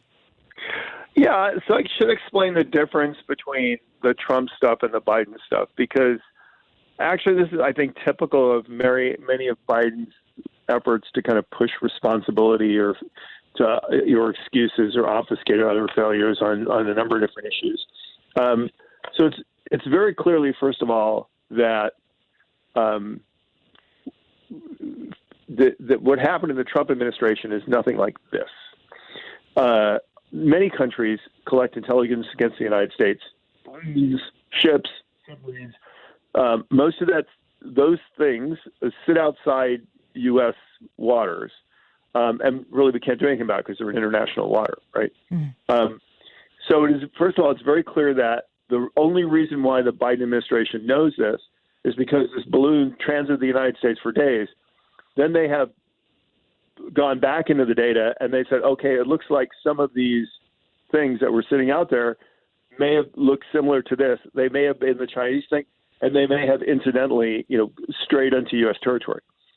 That is completely different from saying that this happened under Trump, because it didn't, and that this is anything like that. This is a surveillance mission which traversed the entire of the United States and went over everything from our strategic early warning systems in Alaska and Canada to our entire nuclear ballistic missile force inside the United States, into also command and control facilities across a number of states and military facilities all the way across. So there's nothing comparable at all. And so to suggest that this is, and they even acknowledge that the Trump administration didn't know anything about this because they didn't do this under Trump. And what they did under Trump was very different and very minor, and not in essentially a violation of U.S. airspace in a serious way at all, and not even knowable except the fact that they did this thing. So somehow claiming that, this happened under Trump, really not true. This is, we did better than they did. Complete lie. We handled this smartly. That's a complete lie. So Jim Carafano with us right now. Here's the question that I have in the context of Trump, Biden going back and forth. It's a very easy political fight. You toss the meat into the circle of wolves and they just pounce, and that's all they care about in that moment. However, we listen to President Trump be attacked with baseless accusations of being a stooge for Russia, for being, owned by foreign entities, and suggesting that his efforts as the president of the United States of America were never in America's best interest, and that he was actually serving in a capacity to be beneficiary to foreign countries that were our enemies, such as Vladimir Putin. It is very difficult to look at this scenario and not ask very evidentiary questions about this president's relationship with China and the results of what we are seeing as a country, his actions that he's willing to take against that country. So first of all, I would say, and again, I'm not political, I'm not partisan, I'm not for this candidate, their candidate, whatever. Every one of those accusations about manipulation or exploitation or meddling or influence by a foreign entity over the Trump administration have proven demonstrably false. And not only have they proven demonstrably false, many of them, including the Russia dossier, were actually manufactured. They weren't real. They weren't even real questions. They were just manufactured to attack the president. So here's my problem with the Biden administration. Is the president completely incompetent, or is he a stooge of foreign powers? And the answer is, how would I know the difference? That's frightening. Because the outcome is the same. But I don't have... Matter of fact, one of the things I talked about this in my Fox News op-ed about looking at other significant intelligence failures versus China, and what do they tell us about the pattern of the administration. One of those is clearly Hunter's laptop. Now, Hunter's laptop, even by Hunter's own admission, is Hunter's laptop. There's absolutely no question it includes a number of shady business dealings, including with the Chinese, our number one strategic adversary. Now, everybody that's ever been around the intelligence community for 15 minutes or read any Tom Clancy novel knows that the first thing you do when you have a suspected compromise of a person or of classified information is you do an assessment. You assess how much damage was done, how much this information could have been compromised, and if it could have been exploited. That is the number one thing you do. And the question is, we are 2 years into the Biden presidency. Where is that assessment? Now, I granted that maybe you wouldn't share that in public, but that information would have been collected, and now that should exist. We should know it exists. People in government and in Congress should have been briefed on it. And so one of two things are happening here. Either we have not done that kind of, basic block and tackling intelligence assessment, which is complete malfeasance, or we've done it and they don't want to let us know that they did it or what's in it because it's politically inconvenient. So which is it? Are they incompetent or are they hiding stuff from us? And the answer is, unless you know which one it is, I can't really tell the difference. All I can tell you with 1,000% accuracy is that this administration is not looking after the security of the American people, and that they do everything through the politics of what's best for their politics first, and they don't care about actual security. And here's the one thing that we learned in this balloon overflight, that Joe Biden cares as much about the air sovereignty of the United States as he does about the security of the U.S. border.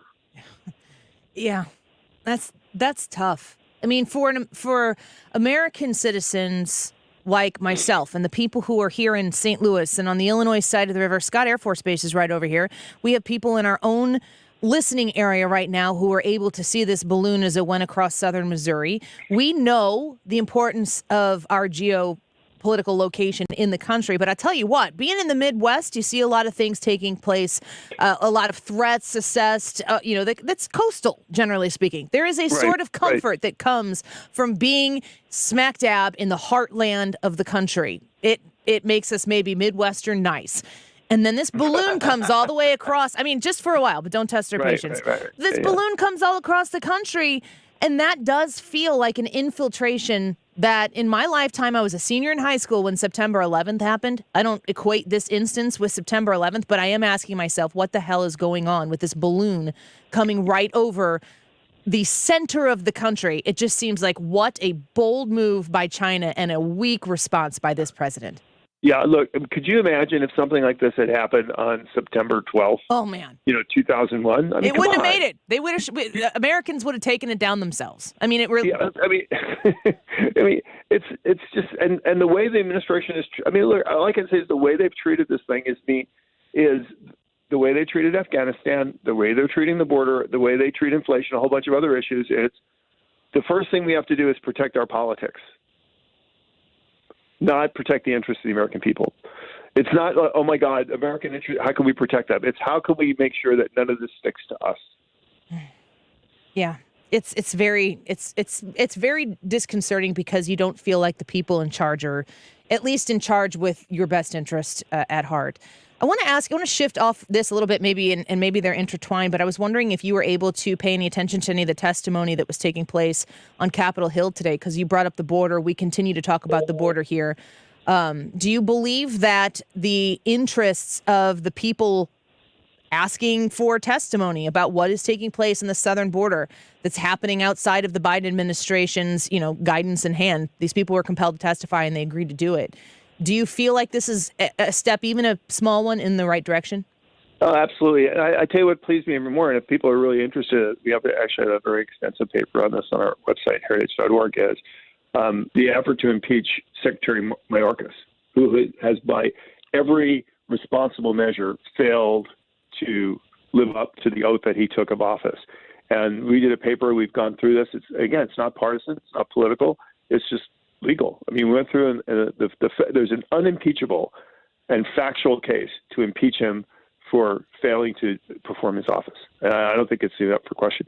And so this is what we demanded from the Congress. Now, if you actually look back at this big debate over, with the House leadership and everything, it wasn't about, a Republican revolt against Republican leadership. It was about getting the House back to acting like the House is supposed to do, which is debate the people's business and not have a handful of people decide everything. Where individual members can actually raise issues, where committees can actually investigate things, where people can actually propose legislation and amendments. Ironically, in the first couple of weeks of the Congress, the Democrats have taken very good advantage of this and actually put amendments out there that were actually voted on by Republicans in a bipartisan manner. So this isn't, I don't know what people think this is about, but this is about a House actually doing the people's business as opposed to doing Joe Biden's business. Yeah. It is refreshing to see. It is a bit of a difference, a change of pace. Jim, before we let you go, one of the issues that seems to come up a lot in conversation, maybe in the wake of the Chinese balloon, but before that as well, is the inquiry that Americans have about purchases of land across our country by China. What can you tell us about these Chinese land purchases? Are you concerned about them? What's the implication? Well, look, China does everything with intentionality. And so if they're buying land in a systematic way, it's for a purpose. And obviously they're trying to gain more intelligence in the United States. So obviously part of these purchases are as foundations for intelligence collection against the U.S. So let me tell you what happened with the balloon, because we actually just announced today that China has more ICBM launchers than we do. Now, if you have launchers, you have to target something.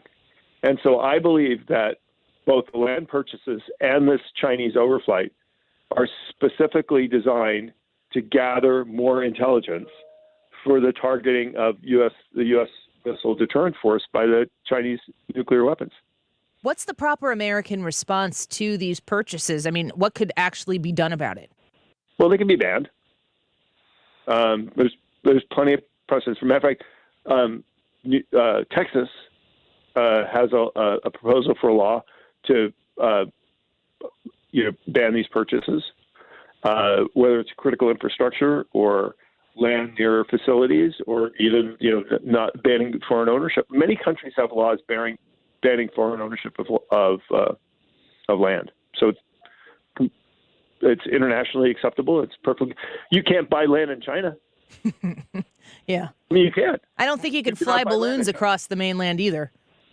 Probably not. Probably not. Jim, we appreciate you, and I couldn't wait to talk to you about all these issues, and I could do hours of this type of conversation with you and your reaction to it. We always look forward to having you back. All right. Well, thanks for having me. Of course, we'll do it again. Jim Carafano, he's the Vice President for Foreign and Security Policy at the Heritage Foundation. When we come back, I'm very excited. We are going to talk to Brian Kilmeade, and we're going to talk to Brian Kilmeade about one of my favorite subjects, Disney. But we're going to talk about how much they suck. So you going to stick around for that? Maybe? See what I did there, folks? You got mad at me, and then you're like, oh, eyebrow raise. What's she going to say about him? Well, there's a ridiculous... Brad, back me up on this. I can back you up 100%. This was... My wife looked at me while we were watching this. Did she watch it with you? Yeah, she said, this makes me want to vomit. Yes! Angry! Mm-hmm. The Proud Family reboot. It launched February of last year. It was a reboot of a show that I think was like a 2003 maybe original show. They rebooted it and launched the first season. It's The Proud Family, Louder and Prouder. And you can take it in on Disney Plus. And I saw the hubbub going around on social media about this. And I said, you know what the right thing to do here is not to just simply react to the clip that's going on social media. I'm going to go watch the full episode, which I'll get to the details on that later. Season 2, episode 10. It's called Juneteenth. I've watched the entire episode, and I have so many issues with this, and I'll tell you why I'm talking about it. Because I will scream at the top of my lungs to protect this country from places that don't want to support this country, who want to revisionist history and leave the details out in the middle. Brian Kilmeade's written literal books on Abraham Lincoln, on Frederick Douglass, and he is on the Annie Frey Show to talk about this to you in a minute. Don't go away.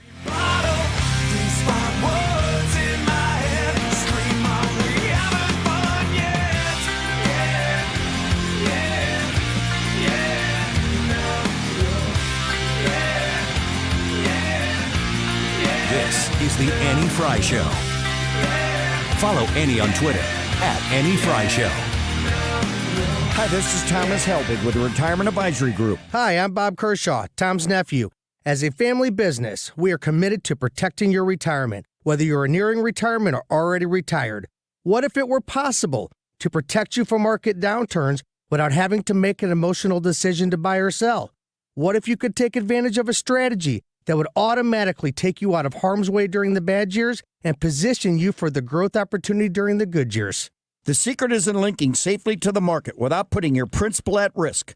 By linking to the market instead of owning the market, you can participate safely on autopilot and lock in your gains without creating a taxable event. Go online at retirementkey.com for a no-obligation retirement review. Learn the strategies that have helped our clients retire with confidence for the past 36 years. And just for coming in, you'll get a copy of our latest edition book, Your Key to a Worry-Free Retirement. So go online at retirementkey.com. That's retirementkey.com.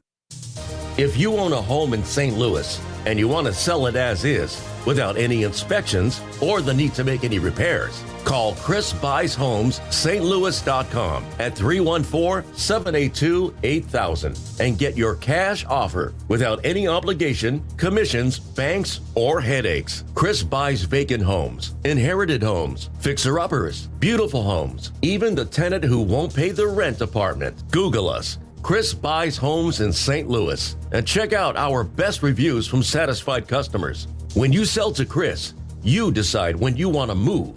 according to your schedule and your terms. Go to our website, chrisbuyshomes.st.louis.com, or call Chris at 314-782-8000. That's 314-782-8000, and get the offer you've been waiting for. 314-782-8000. Thomas Helbing and the Retirement Advisory Group. Family business. You've got Bob and Tammy there as well, helping to make sure that your retirement is prepared for. If you're in your mid-50s, if you think retirement is right around the corner, and I don't know, you're going to watch the State of the Union tonight, and he's going to tell you everything's great, and you're going to go, of course, everything's not great. You want to go to somebody who is going to tell you this is how you insulate yourself from the ups and downs when you're nearing your retirement. It's Thomas Helbig. It's the Retirement Advisory Group. You call him now, 314-993-9494, and you set up that free retirement review. You sit down, you listen to what he's got to say to you. He learns about you. He tells you how he can help you. It doesn't cost you anything. No obligation to sit down. Why haven't you made your appointment yet? One more time, 314-993-9494. You call him, mention the Annie Frey Show when you do, and you'll quickly understand why so many other Annie Frey Show listeners have signed up and put their retirement in the hands of Thomas Helbig and the Retirement Advisory Group. They've been helping retirees and pre-retirees retire with confidence for 36 years. Join them, retirementkey.com. The Mark Reardon Show. Ilya Shapiro is back with us. At the end of the day, it's the state taxpayer that pays for public institutions, so they do pull strings and they can attach regulatory restrictions. Weekdays from 3 to 6. St. Louis's home for conservative talk.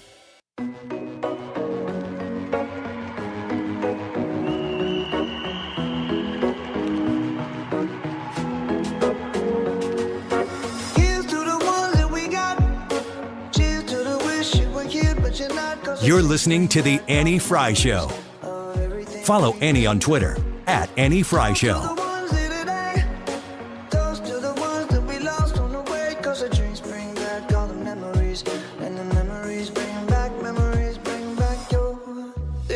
What's Jubilee? That's what they called Juneteenth back in the day. Wait, you mean they still weren't free after Juneteenth? How did that happen? The Emancipation Proclamation only applied to Confederate states. Union border states were not required to abolish slavery. So it's true. Lincoln really didn't care about freeing enslaved people. Actually, he wanted to deport us. Why are we just learning this? This should be the first sentence of his biography. Yeah. Okay, folks, if you haven't checked out, I know what you're going to say. Annie, cancel Disney Plus and walk away. It is incredibly important for you to understand what people are being taught right now. And I cannot find a better location in 24 minutes time of what CRT, critical race theory, and this revisionist history, it is right there on the Proud Family, Louder and Prouder, this current season, episode 10. They're talking about all of these issues that you hear discussed on a regular basis now when it comes to the politicizing of our history, and they leave out a lot of important details to set a narrative. So when I'm watching this, I watch it with my husband, who's a history teacher, and I'm questioning things. And the other person who I go to and have read his latest book on this, Abraham Lincoln and Frederick Douglass, they're talked about in this episode. That's our friend Brian Kilmeade. Of course, you know him from the Brian Kilmeade Show that airs right before the Annie Frey Show here on 97.1. Also co-anchor of Fox and Friends and a million other things, including an author. Brian, thank you for coming on to the show today to talk to us about this. The story drives me crazy. Yeah, I mean, it's just not accurate, number one. Number two, making a cartoon out of our past to get across to kids that maybe you have, instead of telling us the cartoons I grew up with was how to make a bill. You know, what a bill is, how a bill becomes a law. Here they're like, why you're in a white supremacist country and why we should write checks to every minority on the planet, as opposed to being the country where everyone wants to get to, that provided, that changed the world by its utter existence because of freedom and liberty in the Constitution. No one denies slavery, and never. No one denies segregation, ever. But they also don't deny the civil rights movement, that things have changed, the way we improved, and why it's the most successful multicultural country in the history of the world. And what they're talking about is when Lincoln first starts the war, he can't just say, okay, this is for blacks and whites and equality. It's to keep the country together. As it moves apart, he realizes the country has to make a decision, free or slave. And they decide, put African Americans in the battle. Let them wear a uniform, let their units, we all watch Glory, and they fight brilliantly alongside the Union soldiers. and the victory is ours, and the country comes back together. Because Lincoln got assassinated, we don't make the transition, the smoothest transition possible. The next guy that comes in is a raging racist. Andrew Johnson, who was only picked because they wanted to see if they can get some Southern votes, but this guy ended up being a guy, well, let's just ignore the results of the Civil War. And then we have the 1870 compromise, 76 compromise, when they decide Rutherford B. Hayes has more electoral votes, but he's not the most popular. So the Confederates say, you can have your president, just let us get all the Union soldiers out and let us make our own rules. And they come up with separate but equal. And we fix it. And now today we're looking at a country as free and equal as you'll get. And there's always things to work on. There's always bias to face. But you always go for the premise of our country being good, working to great, and now we're the number one economic and military power in the world, and it still has people dying to get in. Yeah. So I don't understand this big push to destroy America at its foundation. Well, I think especially when you were talking about at the beginning, how do you pass a bill? How does a bill become law? The types of things that we might have grown up with, Schoolhouse Rock. I asked when we got done with the 24 minutes of the Juneteenth episode, which is different than the clip that's circulating a lot on the internet right now, which is what pushed me to try to find the full episode that clip came from. And at the end of it, you listen to them talk right there, and they say, so Lincoln didn't care at all about the slaves. And I'm reading a quote right here from Lincoln in 1864. He said, I'm naturally anti-slavery. If slavery is not wrong, nothing is wrong. I cannot remember when I did not so think and feel.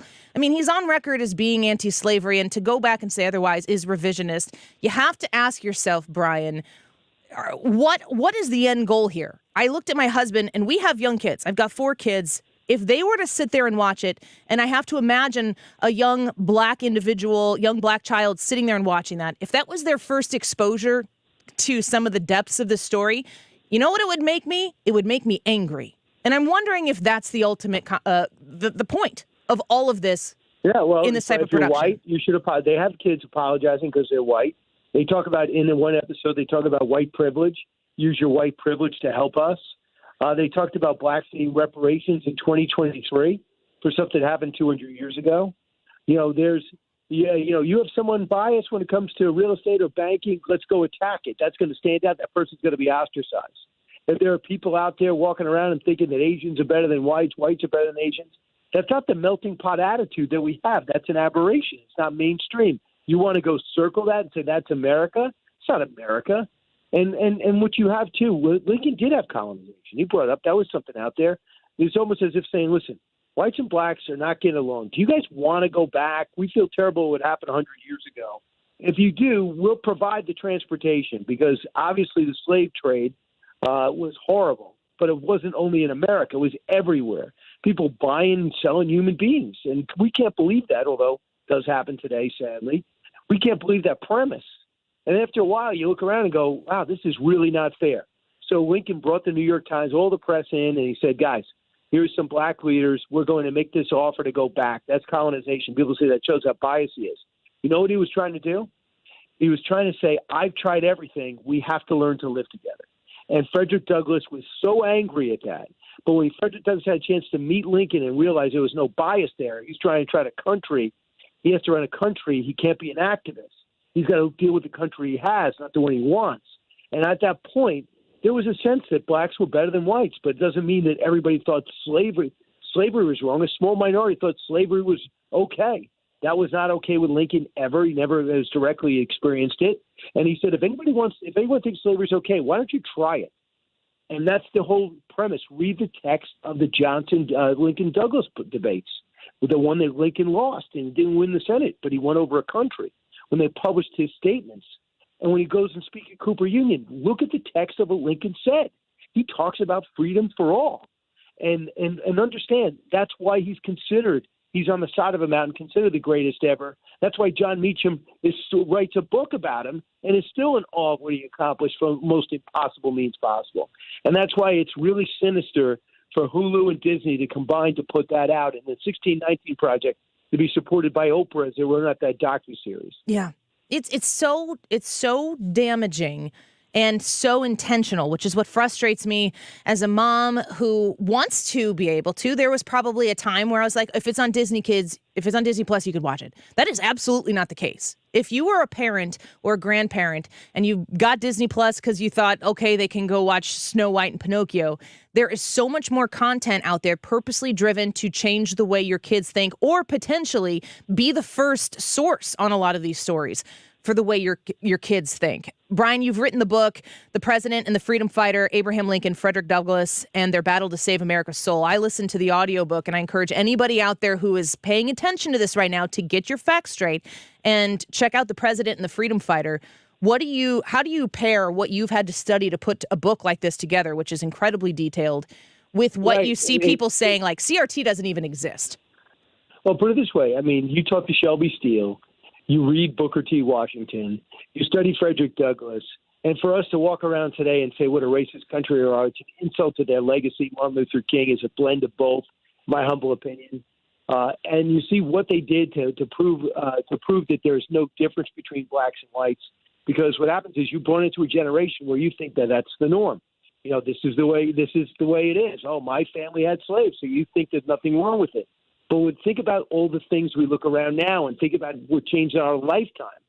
And think about back then. You don't judge people about the times you lived. You judge them in the times they lived and the reality that they experienced. And when you have people like Douglass and William Lloyd Garrison and Garrett Smith and people like Teddy Roosevelt 50 years later, and Lincoln do what he did, and Seward do what he did. Seward was the one telling Lincoln, this is how we do it. We got to free the slaves eventually. This is how we're going to pull it off. This guy sitting as governor of New York, he's like, we got to end this thing. So you see them standing up and making the courageous steps, black and whites together, and then all of a sudden we're going to judge, wow, we don't like some things that Lincoln said, and America's a terrible place. Really? Frederick Douglass had a chance to leave America that had him enslaved, and when he got free, had him looked at as a fugitive. If caught, he could spend the rest of his life in slavery. And he still wanted to stay. And we feel as though maybe there's some things here that are inequitable, or you perceive to be inequitable, and now you feel as though you want to judge the country so harshly, you want to rip it. America founded on stolen land, built by slavery. I mean, African Americans have every reason to take pride in what they built. There's no question slavery is ugly, but you're part of it. We don't win wars without blacks, whites, Asians together fighting. World every single war, the role of African Americans is indispensable. That should be a degree of pride, not hate. And if you keep telling generations this is how you should feel, we'll breed haters. Yeah, it seems as though that's the intention. And watching this Juneteenth episode, it starts with talking about a plantation and cotton picking. They determine that the person whose namesake is the schools, he owns slaves. And then it just jumps to present day. All of the context of what you just illustrated there and is also in the book, The President and the Freedom Fighter, they conveniently leave out like the details of the Civil War and the Civil Rights Movement. And you got to think that's intentional as well.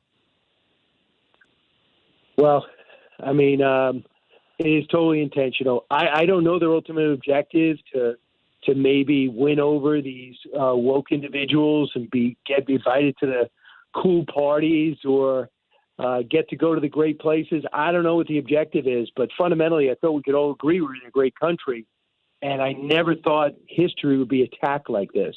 Yeah. But history's under attack, just like our institutions are under attack, education's under attack. But I think the awareness is 50% of the battle, and then the execution of pushback is the rest. And then you do that, the pushback at the ballot box, like what happened with Glenn Youngkin, with the results of the Florida election. Yeah, that's great advice. And again, I recommend your book. It's incredibly informative and entertaining to listen to. Thank you, Brian. We know you're a busy guy. We're grateful for a little extra time here on 97.1 with you. No problem. Go get him, Andy. All right. Bye-bye. I forgot the whole go get him thing. I was so worked up about the Proud family. I needed to ask him about that. I'm gonna maybe see if I can get him on Twitter. Go get him. Yeah, go get him. I'm glad that he did it though. I'm glad he said it because that's the key Brian Kilmeade signature sign off. Man, there's a couple other clips here from this. I played the first one there that said Lincoln didn't care about freeing the slaves. He wanted to deport them. This is more. But there's no way of being certain that any of this actually happened. It's all written in the diary, Dad. I just know that my people wouldn't have done anything like this. Your people? Ugh. Oh, my. Oh, you understand, love, don't you? No, I do not understand anything about white fragility. White fragility? What's that supposed to mean? You know what it means. You're doing it right now. Doing what? Being defensive about race. Robin DiAngelo wrote a whole book about it. Read it. You're on page 39. I am not on page 39. So those are is it Maya, I think? Maya's the daughter. Yes. Those are her dads. Mm-hmm. They're a biracial gay couple, and those are her dads. One of them black, one of them white. Is that really the representation of white people and their thoughts on this slavery? My people wouldn't have done. Nobody. I've literally never met a single white person that looks at the American history story that involves slaves and cites my people. Watching the depiction from every single character in this show is meant to send a political message, and they rely 100% on stereotypes in order to tell a 24-minute story that has the broadest assumptions and implications about people. It is disgusting to see that representation and think about how a child, white or black or anywhere else on the skin color spectrum, how they would take in this story and assess themselves and their life experience. Penny, stand your ground. Why are you right here? We don't need to not intimidate us. Barry, don't just stand there. Do something. Let's go. They're going to arrest our baby. Do something with your white privilege. Barry. Comply. Stop. I'm Detective Leibowitz Jenkins, and those are my children. Back up. I mean, there's a lot there. Yeah. Detective Leibowitz Jenkins. They start this protest because they're trying to stop the commemoration of this new statue of this man who is white. It's who their school is named after, and they found out he was a slave owner. These children start to protest. Faceless. I mean, literally faceless. You don't know if these police officers, you don't know the skin color of these police officers. No, you can't see their hands. You can't see it. They're just black clad with a face shield down, silvered out face shield. Militant. Shields. Hitting kids with shields. Going up to these children. The articulation of what a police officer is in that experience is so incredibly offensive. And then Officer Leibowitz Jenkins shows up. Our Officer Leibowitz Jenkins is the stepdad, the white stepdad, our adoptive father. He's, and he's also a descendant of the quote-unquote slave owner that the statue's over. And they say to him, use your white privilege. Yeah. Here's more. Keep the protest going. Call the mayor, call your congressman. Call the president. Definitely call the vice president. Do everything you can. Hey, Kamala! Yeah, you're right. Free Huey. Ow! Make your voices heard. They're in jail. They arrest all these children, and they put all these children in a jail cell with adults. And the white dad is sitting there in this jail cell after he said, my people would never do this. And the black dad's just disgusted with his white fragility, and he hands him the book, White Fragility. All culminates in this instance where they're all sitting in a prison cell together. I guess I was so ashamed of the history that I couldn't face it. I wanted to pretend that it didn't happen. Sweetheart, pretending something didn't happen doesn't make it go away. I know that now. My. You and your friends helped me see that, and I am eternally grateful. Can you forgive me? I understand if you can't. I wanted to pretend that it didn't happen? The implication here is that these children who are being exposed to this understanding that their school is named after a slave owner. There are two white characters. Correct me if I'm wrong, Brad. There are two main white characters in the movie. The one is a teacher who is depicted in an arrogant, dismissive, and kind of stupid, stoogey kind of way. And the other is the white dad.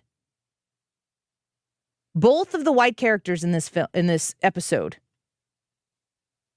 do not acknowledge anything about our American history that might be deemed problematic. The idea that slavery exists, the idea that the experience that an American has had over the course of the years of this country may be drastically different based on their skin color. They're both ignorant and oppositional to that idea. That is not my known experience. I can speak anecdotally for what I have experienced. I don't know a single person in my life whose skin happens to be white that would ever say anything like, my people wouldn't have done that. Or that they just wanted to pretend as if it didn't happen. They're keenly aware of where they've come from. They're keenly aware of how this country was built. They're keenly aware of what this country has done to try to make sure that generations to come do not ever experience what existed in this country while it was being built. And everything from the Civil War through the Civil Rights Movement is discounted in this 24-minute episode. That if I were experiencing as a child this for the first time, regardless of whether my skin was black or white, I'd be angry. I would have compassion and empathy for those children in that school who were marginalized, and I would be angry. The problem is that the context of the full story of where this country has been and where it is now, and the experience that a kid of any color, any race right now can have in this country is incredibly different than the one that they are purposely putting in front of children's eyes through this Disney Plus show. It is reprehensible and shameful. And I'm here to tell you that. And I'm here to make sure that you know about it so that you don't allow your children to watch it, at least not before you do. If you feel like you want to consume this show for yourself and learn about it yourself, and you feel like it's good for your kids, far be it for me to tell you what to do with your children, but you do need to be aware that it is out there. And Brad, I'm going to ask you about it when we come back, because the experience of consuming it when we cover the news every day, and we kind of know about this critical race theory and the 1619 Project and the things that are being pushed out there and slipped in the door of your child's classroom. What a 24-minute lesson in the things that we've been hearing about for so long. More on the Proud Family, Louder and Prouder. Brad's reaction to watching the episode last night when we come back.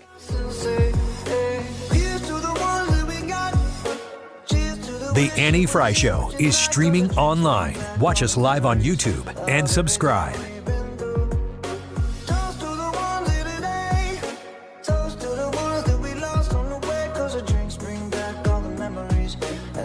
I'm Howard Mackler of GetRefunds.com. You might have heard me talk about the payroll tax refund for businesses who kept employees on payroll during COVID. But today, I'm not going to do the talking. I'm letting a real Get Refunds client tell you everything. I'm Jason Hall, owner of Washington Crab in North Carolina.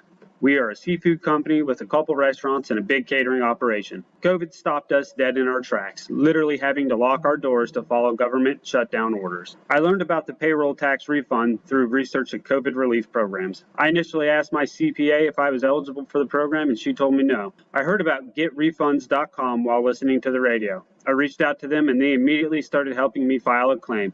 They quickly got me approved for a payroll tax refund, and with that capital, I kept my staff employed, and I'm weathering this recession and high inflation. If you have a business, you should go to GetRefunds.com and start your claim now. GetRefunds.com helped their business, and we can help yours too. Go to GetRefunds.com, powered by Innovation Refunds. So if you're missing teeth, it's not really like a fun thing to talk about, but maybe if you've had some issues with a tooth or you haven't gone because you don't want to lose a tooth and go through all of that, You just haven't found the right dentist yet. Foley Dental Group. They have implants, dentures available to you. They have a dedicated, experienced staff of doctors who can focus entirely on the best way to replace your missing teeth. Doctors Amran and Hanser dedicate their practice at Foley Dental Group to restoring your smile and your chewing ability. So like even the function of your mouth, not just, of course, the way it's going to look in photos or in the mirror. They want to help you restore your smile and make sure that those lost teeth, that if you've lost them prematurely, of course, that they can help you have that confidence, retain that confidence, or even get it back. There are tons of options available to you. Single implants, implant bridges. They have dentures with or without implants or even partial dentures. They have a solution for you. You just have to go check them out. Don't be ashamed of it. Don't be worried or, self-conscious about it when you walk in. If you walk into Foley Dental Group, you're going to get it solved. That's going to make you smile. You can call them at 618-288-9670. Online at FoleyDentalGroup.com. If you're looking to lose weight, my friends at Victory Men's Health have the answer. Mark Cox here. Go to VictoryMen'sHealth.com to find out more about semaglutide. It is FDA approved for weight loss. 50% of the people in an FDA study lost 15% of their body weight. Victory Men's Health will make this available for men and women. Find the location nearest you. They're in Wing Haven, they're in O'Fallon, Illinois, and they're in Town and Country. Go online today to VictoryMen'sHealth.com. Join us at Odyssey as we all do our one thing, together millions of things for our planet. Give your sweetheart an experience rather than a gift, like a night out for dinner or a couple's massage. When we each share our one thing, it becomes a million things for our planet. What's your one thing? The federal government is hiring 87,000 new IRS employees and enforcement agents. Make no mistake, with spending out of control, they're looking to collect revenue. The first target will be you. If you have not paid your taxes or filed them in years, let me help you get that target off your back. Hi, this is Lance Drury with the Lance Drury Law Firm here in St. Louis. So if you have unfiled returns, wage levies, bank levies, or tax liens, now's the time to call the Lance Drury Law Firm before the IRS calls you. Your consultation is free, so don't put it off. The Lance Drury Law Firm focuses solely on tax resolution law. It's all we do. And if you have IRS problems, you have legal problems. Let us use our tax law resolution experience to guide you and work on your custom resolution plan. Call now. It's free and confidential. Call me, Lance Drury, at 314-260-6120 or go to LanceDruryLaw.com. The choice of a lawyer is an important decision and should not be based solely upon advertisements. You're listening to the Annie Frey Show live from the Air Comfort Service Heating, Cooling, and Insulation Studio. Save up to $900 in utility rebates and see if you qualify for 0% financing on a new high-efficiency HVAC system. For details and to get into your comfort zone, visit aircomfortservice.com. Filtering the BS pushed by the mainstream media. St. Louis is home for conservative talk. 97.1 FM Talk.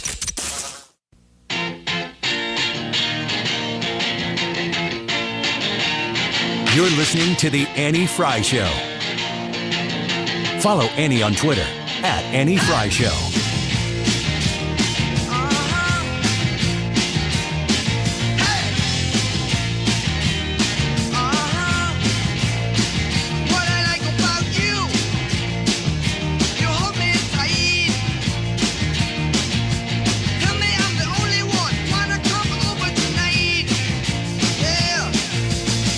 Welcome back to the Annie Frey Show. Appreciate you being here with us.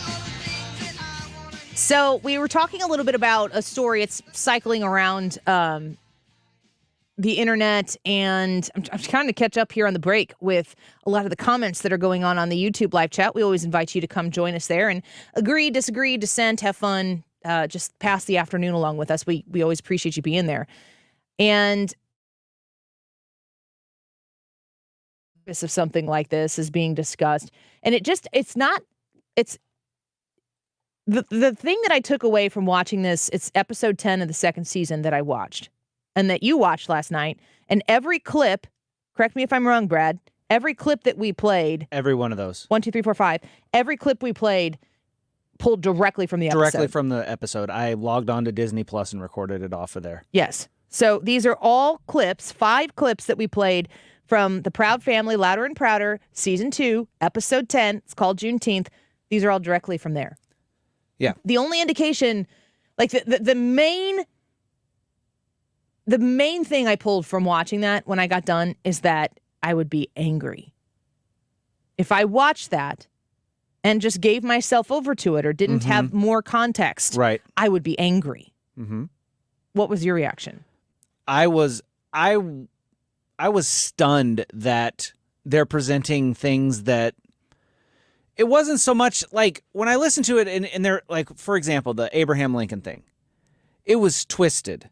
They took what isn't technically historically inaccurate, but they added context and twist and spin to it that isn't what it was. So they misrepresented a factual event. So like Brian Kilmeade said, even though Abraham Lincoln, first of all, he was the country of the whole thing. And the criticism of him is during the Civil War, for the Emancipation Proclamation to take effect, the Emancipation Proclamation freed the slaves of countries that were of states that were in rebellion to the United States. That's what it did. The reason he had to do it this way and this will probably make people's stomachs turn, he had to recognize African slaves as property because then he could legally do it. If he free them. Yeah. Then he could legally free them. He could remove the property of states within rebellion and then do with that property what he wants under, that rebellion law. So he had to do that. He didn't like doing that, but it was a way of freeing the slaves. Now, he did this in the midst of thousands of Americans going into this battlefield meat grinder, dying on the battlefield over this cause. So to sit here and to go back and be like, well, he didn't free all of them. He freed everyone that he could in the means that he could. And then he put into effect the things that led to the freeing of the slaves with was it 14th Amendment? 15th? 13, 14, and 15. They're the Civil Rights Amendments. Whenever those amendments were passed, it was because of the things that Abraham Lincoln put into place. I don't know what you want from this man, but to represent him and say he didn't like him and he wanted to deport you. No, it wasn't that he wanted to deport you. It's like, hey, you were ripped from your home countries. You were brought to this country in horrible conditions, awful conditions. If you want to go back, we will fund that for you. What do you want to make this right? This is what was on that episode. What's Jubilee? That's what they called Juneteenth back in the day. Wait, you mean they still weren't free after Juneteenth? How did that happen? The Emancipation Proclamation only applied to Confederate states. Union border states were not required to abolish slavery. So it's true. Lincoln really didn't care about freeing enslaved people. Actually, he wanted to deport us. Why are we just learning this? This should be the first sentence of his biography. Yeah! So Lincoln didn't really care about the slaves. That's the takeaway right there. That's the intentional takeaway. That's the lie that's in there. It's a lie. I will also add, and, I will encourage you a couple of things if, in the context of using this as an opportunity to explain how if you didn't hear this whole conversation or Brian Kilmeade joined us at about 1:25 today and you want to hear the whole conversation, if you have the Odyssey app, which I hope you do, AUDACY, download it, and you search Annie Frey Show, there's a little button on the top right that says follow, and you can check out podcasts. You can also find 97.1 FM Talk and follow them there and rewind to hear the whole conversation. You want to know why it's difficult to talk about these things on the air? Go back and listen to how I handled myself during this conversation. I articulated that while explaining the conversations of the clips that we played that are directly from the Juneteenth Season 2, Episode 10 from Disney Plus, taken from there, that there was a conversation going back and forth. And I explained that this is a biracial gay couple, two dads for Maya. I just gave you the details on who was in the conversation. I said gay dads on this show and got kind of pulled back by making that a political statement. Go listen to the tape. It's hard to talk about these things in a public way because the way people jump on it so fast, always to destroy. Let's get the whole crew in here in a minute. Don't go away. When you have an electrical emergency, call Reinhold Electric right away. They answer their phone 24 hours a day to make sure they can get your power on and stay on as quickly as possible. If you are planning some changes, maybe you're doing a remodel or maybe building brand new, Reinhold Electric works with residential, commercial, and industrial. Having a small electrical issue with your house or maybe your electric panel, call on Reinhold Electric to come inspect it. Their number 314-631-1158, online at reinholdelectric.com. With inflation on the rise, you may be charging more to your credit card. But be careful. That increased debt can cause your credit score to suffer. Don't get stuck with a low credit score and a mountain of high-interest credit card debt. Call Golden Oak Lending now. Refinance with our low rates to wipe out your high-interest credit card debt and put extra cash in your pocket. Call 314-567-GOLD. Golden Oak Landing cured my blues. NMLS 114937. Hi, this is Brian with Velocity Home Buyers, and I buy houses cash. If you own a house and want to sell it fast at a fair price, call me at 314-782-3333. I can pay cash and close in as little as 7 days. I buy houses in any condition and any price range in the St. Louis area. I'm a private real estate investor who buys several houses a month, and I want to buy more. I buy inherited houses, divorce houses, behind in payment houses. I even buy my tenant won't pay me the rent houses. Do you own a house that needs updating, but you don't have the time or money for it? Great, because I love buying outdated houses. I buy vacant houses, job relocation houses, and foreclosure houses. If you own a house and want to sell it fast, call me at 314-782-3333. That's 314-782-3333.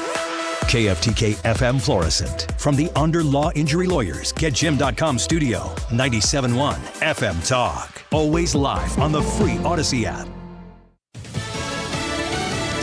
A balloon casts a shadow over Capitol Hill. Lisa Brady, Fox News. President Biden addresses lawmakers tonight about the State of the Union, but even some Democrats have many questions about the Chinese spy craft shot down last weekend. He needs to articulate exactly what our China strategy is going to be. California Democratic Congressman Ro Khanna says the president should start his speech by addressing the issue head on, but the president has said the balloon isn't changing his speech. Meantime, persistent questions about previous incidents that former Trump administration officials have said they never heard about. The Pentagon only learned of these balloons recently and began examining them more closely 4 months ago after a Chinese spy balloon crashed into the ocean near Hawaii.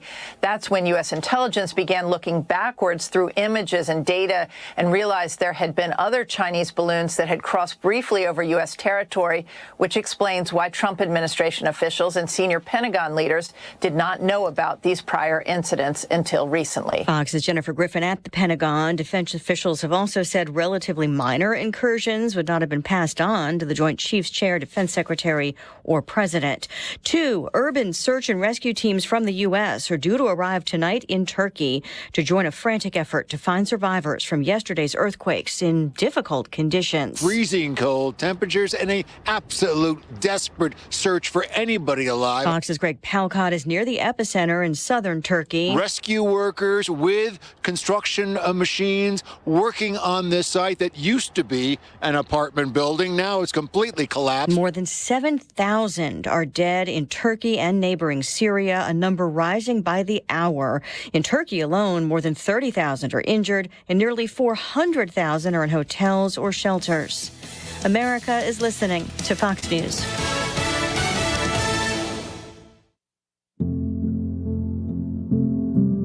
Kids across America are going to school hungry. Millions of kids every day.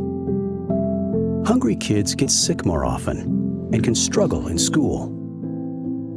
It can be harder for them to focus and learn. But one simple thing can help change all of this for a hungry child in America. Good, healthy food and the energy it brings.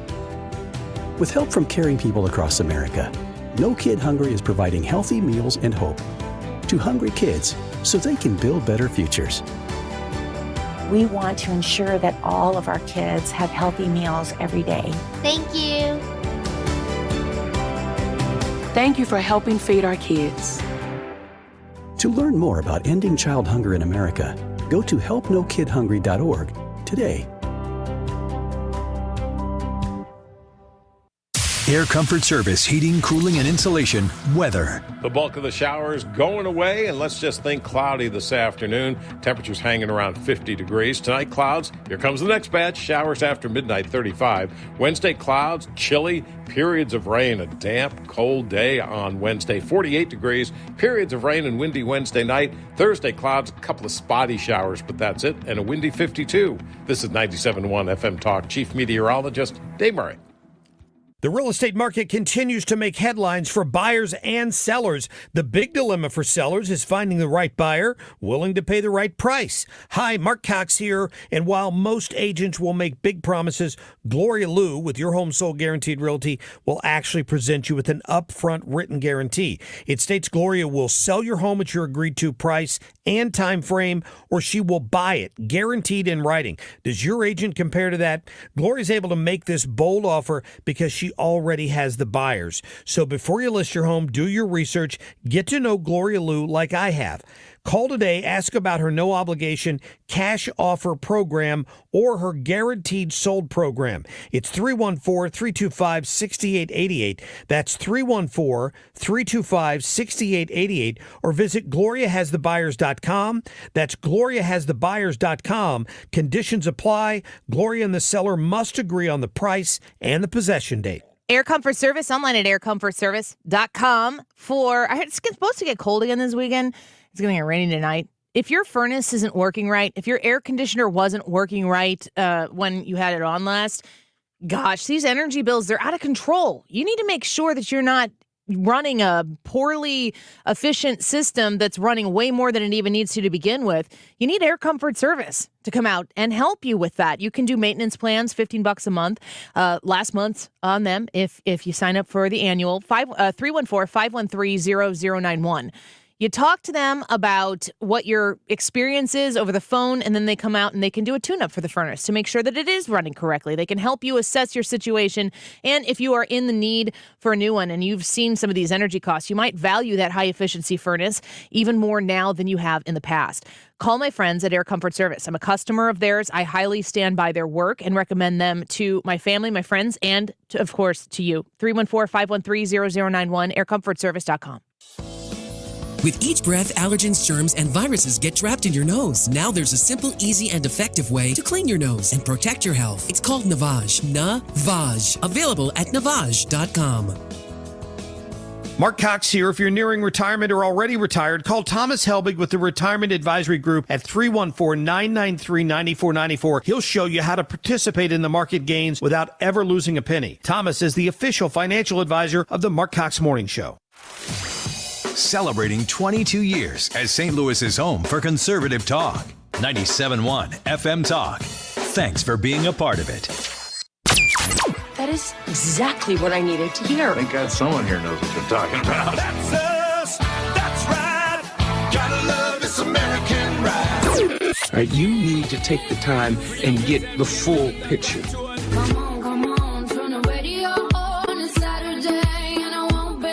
Don't get me wrong. I love the ladies. I mean, they rev my engine, but they don't belong in the newsroom. It is Anchor Man, not Anchor Lady. What do you want from me? I'm not America's sweetheart. Goodness sake, kid. Keep your voice down. Your father's listening to the radio. I'm not America's sweetheart. This is the Annie Frey Show. Welcome back to the Annie Frey Show. It is State of the Union Day. It's a big day. I like the State of the Union because I am a nerd and a glutton. I love to hate the State of the Union or to listen and feel empowered. I remember listening to President Trump deliver his first real State of the Union. The first one you give as a new president is not considered the State of the Union. It's a joint address to Congress, I think is the name of it. But his first State of the Union address, I remember watching and just being like, this is the president. This is it. He had a different cadence about himself. His presentation, it was, I'm making some people who are listening to me throw up in their mouth. It was fact-based. It was delivered with the proper emotional tenor. And to me, it's like what winning felt like. And then there is tonight. And we will sit by and we will watch. This is from last year. Time to see what used to be called the Rust Belt become the home of a significant resurgence of manufacturing. Putin may circle Kyiv with tanks, but he'll never gain the hearts and souls of the Iranian people. He'll never extinguish their preventing Russia's central bank from defending the Russian ruble. And a pound of Ukrainian people, the proud people, pound for Just pound, a pound of simply them. nothing beyond our capacity. Increasing the productive capacity of our economy. I call it building a better America. You could make America great again. Because you can't build a wall high enough to keep out a vaccine. The vaccine can stop the spread of these diseases. As one people, one America, the United States of America. Yeah, that's right. God bless you all. You too. And may God protect our troops. And then what? Thank you. Okay. Go get him. Where? Go get him. It's so weird. Go get him.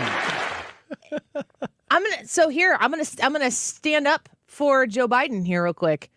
As somebody who from time to time has to read things, there's a way that the more experienced you get at it, there's a way that you just almost turn off your brain and you just read the words.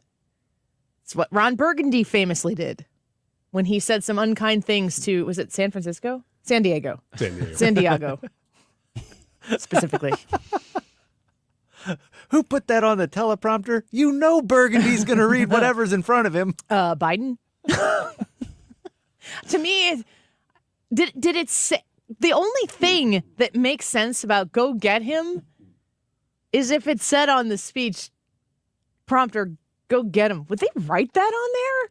Because the way he articulates it was like somebody told him and he was just repeating. He was just in go mode. And I say that as somebody who acknowledges the fact that you practice a speech. You know, if he's got input in the speech, he probably has a ton of influence on it, as any president would. But you do have speech writers, and you have to practice it. So you deliver it with the right emotion in the right places at the right time, with the right pace.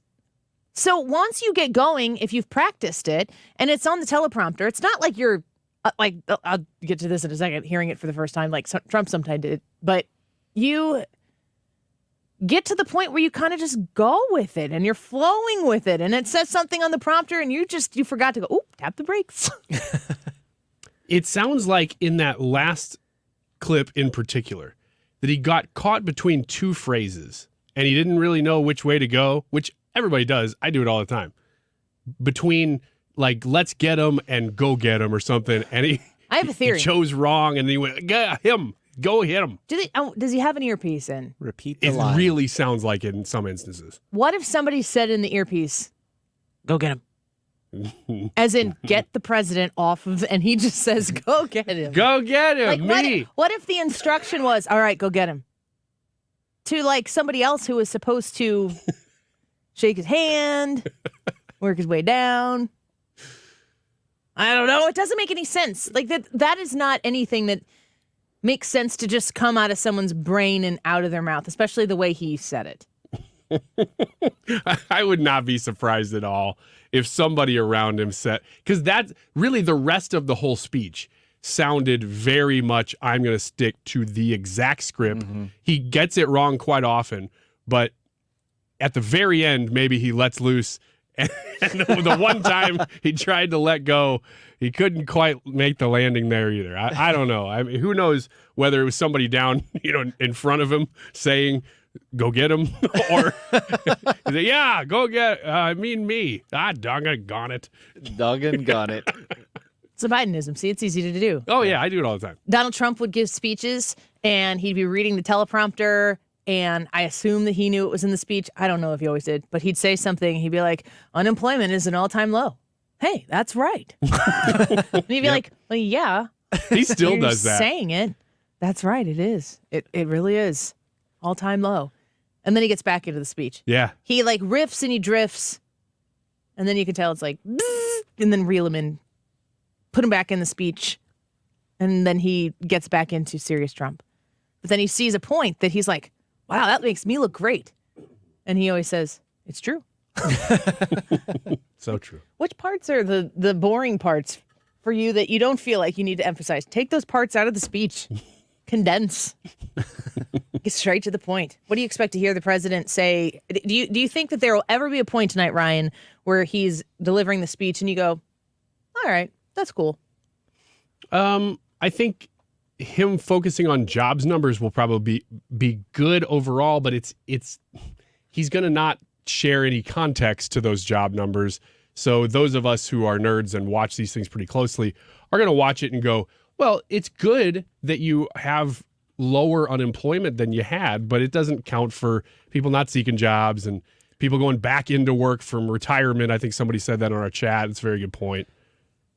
Yeah. Well, now your 401k is being raided because you can't afford anything now. Yeah, you're going to have to go back to work. The question is, though, but should he include that context? I mean, what is the purpose of the State of the Union? Is it a rah-rah cheerleading campaign speech? Because that's how it is. It has been now, yeah. But or was it supposed to be the actual State of the Union? Anymore, I mean, there's no way you're going to get unadulterated truth. I probably just did a Biden there. Because it's always going to be about campaigning. All political speeches are always about that now. Yeah, but that's not what the State of the Union is. The State of the Union is supposed to be the scoreboard, and the scoreboard is supposed to be what indicates you want more of this. You can't go into a State of the Union address, and again, to delineate between a State of the Union and a joint address to Congress, which is the first one that they deliver, usually right after they they're inaugurated. So you can't really be like, oh, the State of the Union sucks. That's why you elected me and not the other guy. That's a whole that joint address becomes a hopeful, here's what we're going to do with the power you've entrusted us with. But the State of the Union should truly be, this is what's going on in this country. And here are the receipts that I have to explain how I see what your experience is. I see how it is to live in this country and to identify the different people and their different experiences. They'll go through and they'll talk about, I don't know if this president will, but the police officers and the nurses and the construction workers and so on and so forth. And they're supposed to say, this is a struggle that you have, and we see that struggle. And I want you to know that we're working to make it better for you. And you're supposed to be able to see the evidence right there that, you know what, actually, they do understand what I'm going through. And they have done. And they need more time. Maybe it's an election year and you're making a decision right then. But this is the smack dab middle of this president's first term. Yeah, think on that.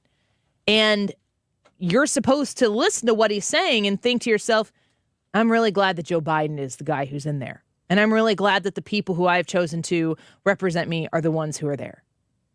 And you cannot just talk about all your successes. It can't be about you. And I don't think that Joe Biden has the ability to do that. It's always going to be about him and his successes because that's what this political climate sells.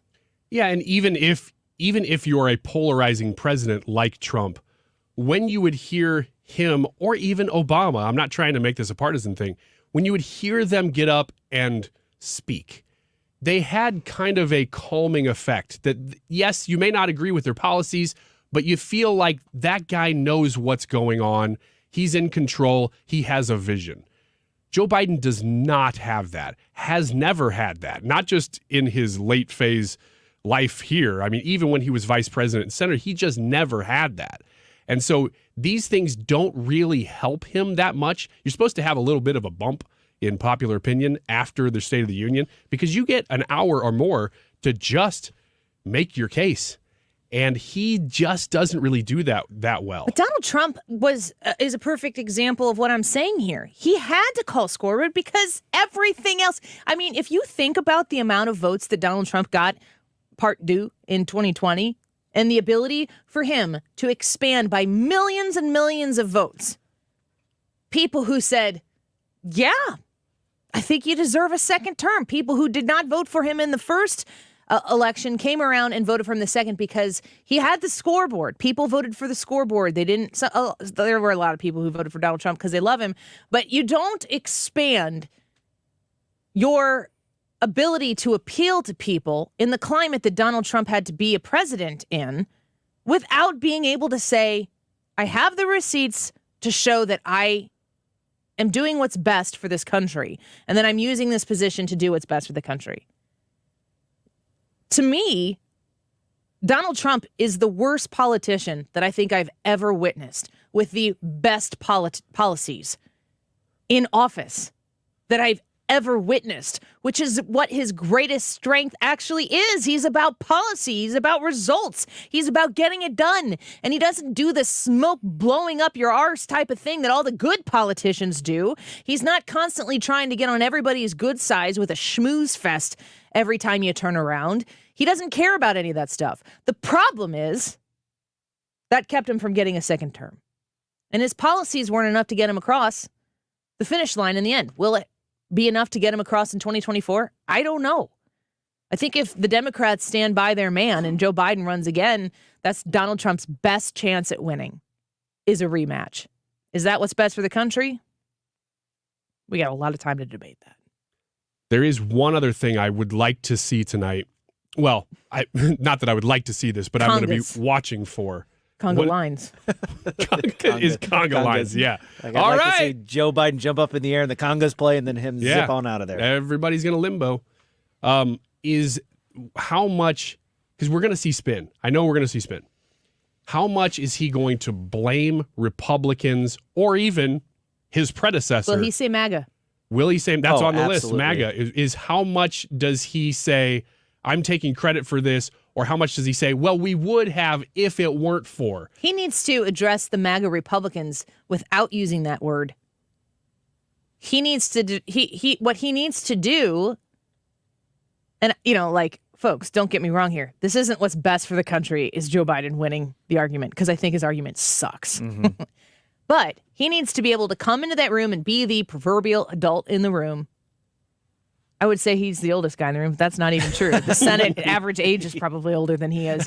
But he needs to go in there and not be calling names, not be saying extremist MAGA Republicans. He needs to not be doing that if he wants to win over people with his policies. If he goes down the MAGA Republican line, then that shows me he's more interested in sowing more hatred and division, and that's how he feels like he needs to act to win, which means your policies aren't good enough to win on their own merit.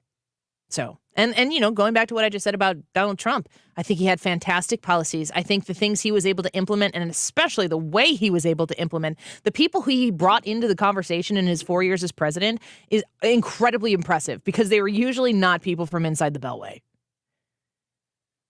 But Donald Trump was so good at the policy that he was able to, you think about how much this country is supposed to hate Donald Trump. He didn't win that election, but he did get the most votes of an incumbent president in America's history. He got the second most votes of a president in an election in history. Second to, unfortunately, Joe Biden. Joe Biden's policies suck. I don't even know that his politics are that good, but the machine around him is so successful. Donald Trump is going to have to figure out a way to win if he wants to stay that way. And I don't think anybody thinks that Donald Trump is going to show up and start changing who he is. I don't expect that to happen one iota. But something's going to have to happen if we're going to be able to defeat the bad policies that are currently in the administration in charge right now. So get some of your reactions on the live chat in the 2:45 segment. So stick around, because the YouTube live chat poll today, will you watch the State of the Union tonight? Yes or no? If you are a subscriber to the Annie Frey Show, we are going to watch it live together tonight. I think the speech starts at 8 o'clock our time. And if you don't want to watch it on YouTube with us, make sure you turn on 97.1, because you can listen to it right here on 97.1 FM Talk. St. Louis's home for conservative talk. We want to make sure that we provide that important opportunity for you, and that you know of it. But make sure if you want to watch it with us, you join us on the YouTube channel. Go subscribe, hit the notifications, and you'll be notified when we go live. I'll be in my basement. Brad will be in his probably studio cave thing. We'll make it happen. Stick around. More Annie Frey Show in a minute. Never leave you all alone. I can be the one you call when you're low. The Annie Frey Show is streaming online. Watch us live on YouTube and subscribe. Driving home. Be the one to light the way. Bring you home. Find the podcast, on-demand audio, and more at 971talk.com/Annie. In the desert now, there's a cage locked around my heart. ClosetFactory.com, 314-961-4300. Have you checked out their website yet? Immediately when you log on to ClosetFactory.com, you're going to see some beautiful examples of what they can do with your closet. It expands outside of where you hang your clothes. And, you know, when you think about the closet space in your house, do you think about how you could put, you know, drawers and storage areas and so on and so forth inside that space? That may eliminate your need to have furniture in your bedroom. And if you're able to eliminate that, that gives you more space back. This is the domino effect that I love about the Closet Factory. When they improve one area of your home, it dramatically increases the benefit throughout the home. Have the Closet Factory come give you a free consultation. You call them at 314-961-4300. They help you organize your life with custom storage designed and built around you. 314-961-4300 for your free design consultation and explore the art of organization. ClosetFactory.com. What's up, everybody? Guess who's coming to your screens every Monday, Wednesday, and Friday? No Mercy with yours truly, Stephen A. Smith, is now available on YouTube. For the first time in my career, I've got complete freedom to say my piece on everything beyond the world of sports, unfiltered, and now in video. Join me every Monday, Wednesday, and Friday at the very least for my take on the biggest headlines and conversations with the biggest names in entertainment. Subscribe now so you don't miss an episode. No Mercy with Stephen A. Smith, a presentation of Cadence 13 and Odyssey Studio. Full episodes available now on YouTube. If you own a home in St. Louis and you want to sell it as is without any inspections or the need to make any repairs, call Chris Buys Homes stlouis.com at 314-782-8000 and get your cash offer without any obligation, commissions, banks, or headaches. Chris buys vacant homes, inherited homes, fixer-uppers, beautiful homes, even the tenant who won't pay the rent apartment. Google us. Chris Buys Homes in St. Louis, and check out our best reviews from satisfied customers. When you sell to Chris, you decide when you want to move according to your schedule and your terms. Go to our website, chrisbuyshomes.stlouis.com, or call Chris at 314-782-8000. That's 314-782-8000, and get the offer you've been waiting for. 314-782-8000. Attention bourbon lovers, Mark Cox here. Join me Thursday, March 2nd at the Clayton Wine House for an evening of sampling and mingling. Tickets include appetizers and tastings from some of the finest vendors in the market. Visit 971talk.com/events and get your tickets now. Get ready to go crazy right here.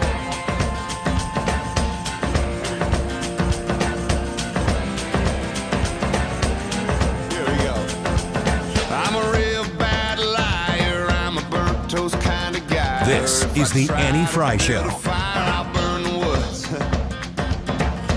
Interact with Annie on Facebook. The Annie Frey Show. Right now on Fox News, don't turn this music down. We're trying to find something Biden's good at. There's a picture up on Fox News, and it's got pictures of balloons all over the Pacific through the United States. And they're red and pink, or they're pink and blue. It looks like a party. There are 10 balloons. This is not something we're good at. Bad. McConnell reacts to Chinese spy flights over the United States. Mitch McConnell. I know. I don't want to talk about that. This is too much of a sidebar. Let's just pretend. Is he wearing a Ukraine tie? It sure looks like Those it. are the colors. Maybe he's a Golden State Warriors fan. We can only assume that that's what that He looks is. like a huge Warriors fan. Steph Curry, you think? Yeah. Oh, yeah. I mean, he's got to be a basketball nut and an athlete at heart. Isn't he from? Yeah, he's from Kentucky. He's a Grizzlies fan, maybe? I don't know.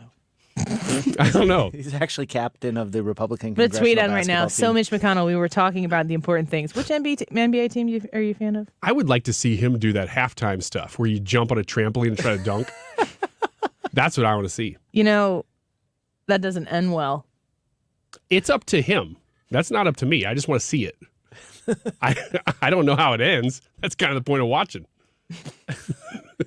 I don't really know where to go. Well, let me say this. I think that what you've done. The part where we were talking about Mitch McConnell. There's probably more than one of them. You know it. Doing trampoline stunts at NBA halftime. Yeah. Didn't have that on my show sheet today. No. Get rid of this. Yeah, because it's out the window now. The whole plan. Now, what I do think that you made a good point about, though, was that Biden is, you know what? I don't even know. I was going to say Biden is pretty good at throwing parties because they do throw a lot of White House parties all the time. But I don't even know if it's really that he's the attraction there. You get an A for effort. I think really it's still Barack or it's Obama. What is Joe Biden good at? We have like a 8-second alarm that goes off if we're silent. Enabling. He's. What do you think? Where you're going, Brad? What do you think? What is he good at? Well, I mean, he was good at getting reelected because he was a senator forever. It's not what you know. Well, that's true. Okay, I think we've made our point. Yep. Who's he enabling? Mostly Hunter, but also anybody who wants to live off of the government. You say that, though, like it's for their benefit. It's not. It's for his benefit. You said, what's he good at? He's good at that. It's just that whole mentality of I have people in my life who are bleeding heart liberals, Democrat to the core. They are some of the kindest, most generous, nicest people I know. And their Democratic political status is an extension of their generosity. And I fear that they just don't get it. Because if you feel as though voting Democrat is the way to help people in need, you've really, really discounted what you can do yourself to help people in need and allowed that responsibility to be handed off to a different entity where when they raise your taxes, and if they do, and a lot of times these people in my life are, I wouldn't necessarily refer to all of them as wealthy, but they are accomplished, educated, independently sustaining people. They just really feel strongly that the Democrats are a nicer party. I mean, it can be really that simple for people. And then you're a political nerd and you're probably listening to this show and you're conservative, which means you're a grouch, which I can be too. Let's just be honest. You look at the ways of the world and you're like, oh, we're all going to hell in a handbasket. You don't have the best construction on human nature and what left to their own devices mankind will do. You're not looking into how we react to things and assuming that the American condition is one that wants to share and be kind to one another. You're aware of the brokenness that exists in our culture and in our society, and you look at government and you say, how does government fit into this? And you have to consider the fact that we're, according to our founding documents and fathers, that we are free people, not because our freedom was given to us by somebody or something that can take it away. It is innate in ourselves. It is God-given. I'm a Christian, but whatever God is to you, it doesn't define what God is. It doesn't define creator.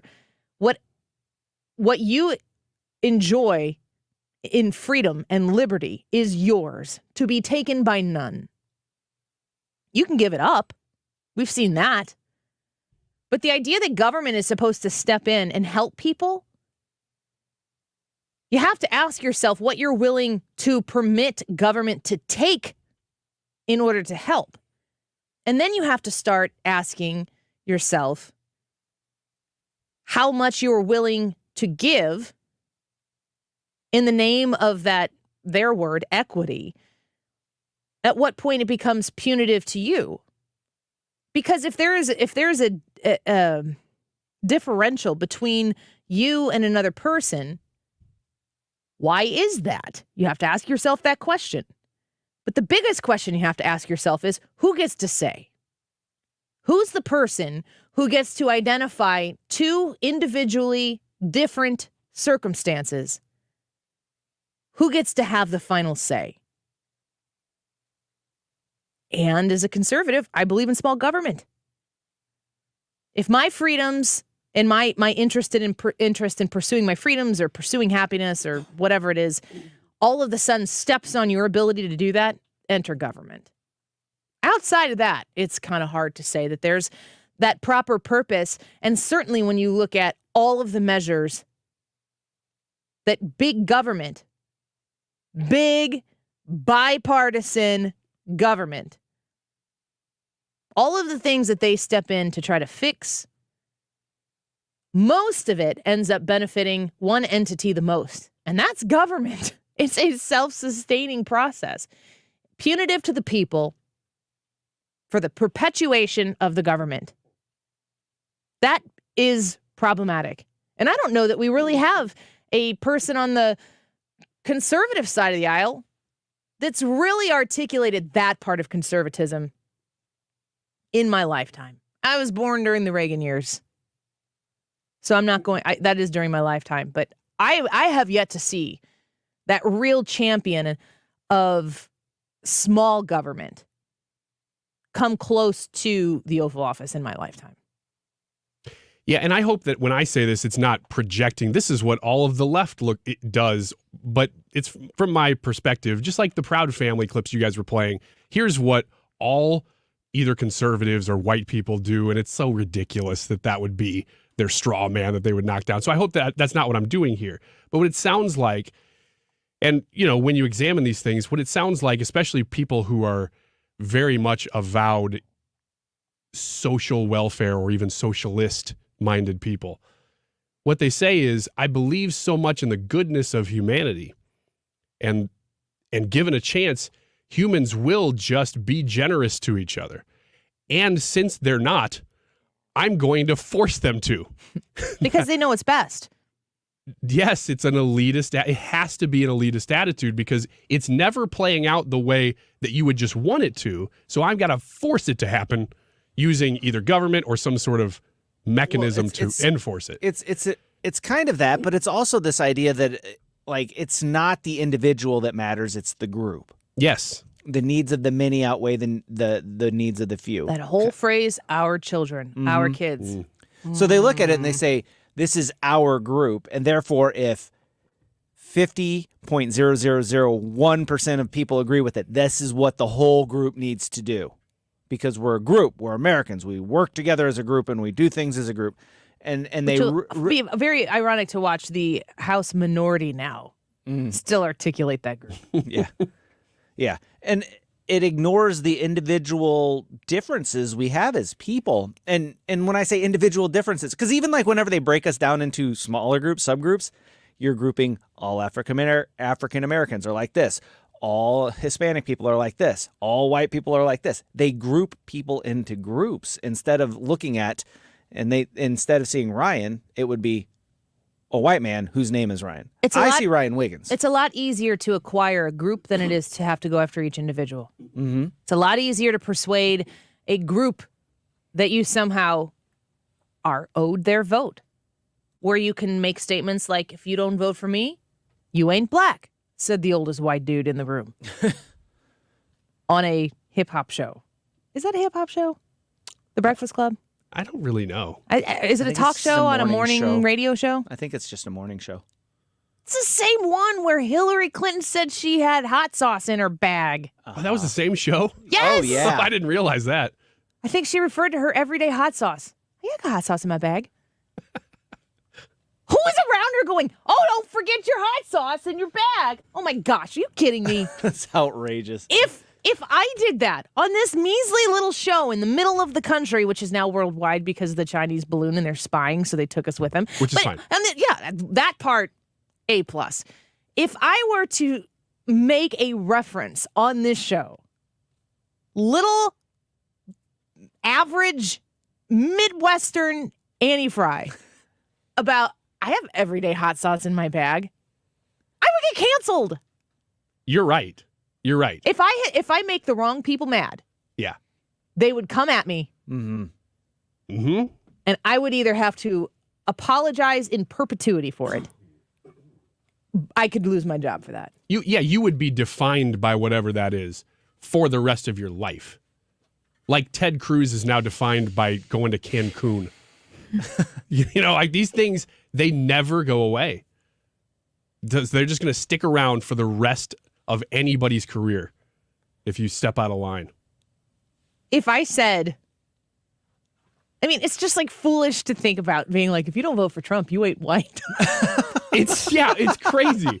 But those kind of like shoe on the other foot you don't vote things. for Trump, you ain't orange. Like, what are you? It doesn't even make sense to suggest that you could block people together. We don't ever do it. Well, no, Joe Biden did it. To suggest that you could ever block people together with the assessment that because your skin color is this, then that. Y'all remember like the first class you took in college? Do you remember? Can't remember the name. The first college class that you took? The one, what is it like? If this, then that. What is that called? It was Math 106. I can remember the. I was going to say philosophy, but Is I don't it know. philosophy? I don't know. If-then statements are philosophy. Somebody tell me what it was on this chat. But you go through and you. Critical thinking? Yeah, maybe. I can't critically think. I never took that. we've never taken that one. No.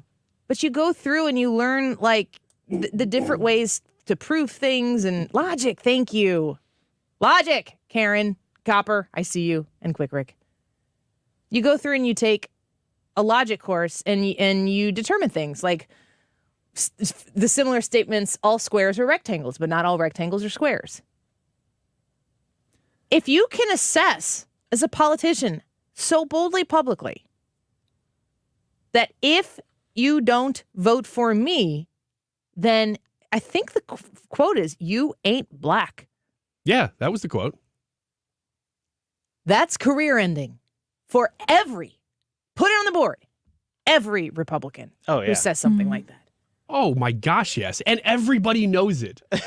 Nobody would say it. And it should be. Everybody knows that that's true. Like, that's the right response. But if you're Joe Biden, you get you elected get to be president. the president of the United States. Yes. Oh my gosh. Vocal head slap. Appropriate. I need a palate cleanser. Can we do a little diamond in the rough? Action hand is in the studio. The Diamond in the Rough, brought to you by The Diamond Shop. TheDiamondShop.net. Hunter Biden or anything, is it? No, this is not about Hunter Biden. We're going to deviate from our normal diamond in the rough. All right. Talk about the laptop. This story is coming out of White Lake Township. Efforts are underway to help a Good Samaritan in Oakland County after she returned a bag full of cash she found at a gas station during her walk to work last week. A bag full of cash on her walk by a gas station? Yes. What are you doing with a bag full of cash? Well, screaming and yelling, I got a bag full of cash! And then he died. This actually ends up being sweet. So she is a local resident, Diane Gordon. She's a mother, grandmother, and she stopped at BP gas station to warm up while she was walking to work while she found a bag full of cash on the ground. Officers were dispatched to the location just before 6 p.m. after Gordon contacted the police about the money, which turned out to be it belonged to a newlywed couple. So this couple took all of their money they got from their wedding and their wedding cards and stuffed it in a Ziploc bag and forgot it. Oops. $14,800. Oh my gosh. $14,000. They did not just get married. That money's from something else. So she returned the cash, and keep in mind, this woman was walking to work. She does not have a car. She was in need of money, but didn't take it. Good for her. She returned it, called the police, and so the police, or let's see if it was the police. Can you imagine finding that much money? I mean, or can you imagine, like, even if you lose $100, yeah, it just makes your sick. stomach turn just thinking about it. That's unbelievable. So the local law enforcement, along with Scott Automotive, are teaming up with White Lake Police Force Foundation to give back to Gordon. They started a GoFundMe, and the GoFundMe has over $10,000 now for this woman who didn't have a car, but she was a Good Samaritan, returned all of that money that she easily, they are good people. could have taken. She needed it, but she returned it, and now, look, it's in her favor. That's fantastic. Good story. I would have overlooked that still, because whenever I look What do you for mean? bags of cash, I am always looking for a sack with a dollar sign. Oh, yeah. I was gonna say, usually money wrapped in plastic is not from like deeds on the up and up. Yeah. Deeds on the up and up. I bet that's what she said, too. What are the betting odds on that Yeah, phrase she's- coming around the bend tonight? Deeds on the up and up. Yeah. In the Hunter Biden section. We'll know that he's monitoring the show if he goes, I got a real diamond in the rough story for you. Yeah, I don't know. I don't know if he runs out of content or if his guest cancels on him. You never know what he could talk about. Yeah, here's Lucy Jenkins. Let's take a quick break. We'll be right back. Let me tell you a little more about you. Why I love you. Damn, you're a looker, you're the king, you're the sugar, jiffy pop, and the cooker, you're the author of the book I'm reading. Hate you, baby.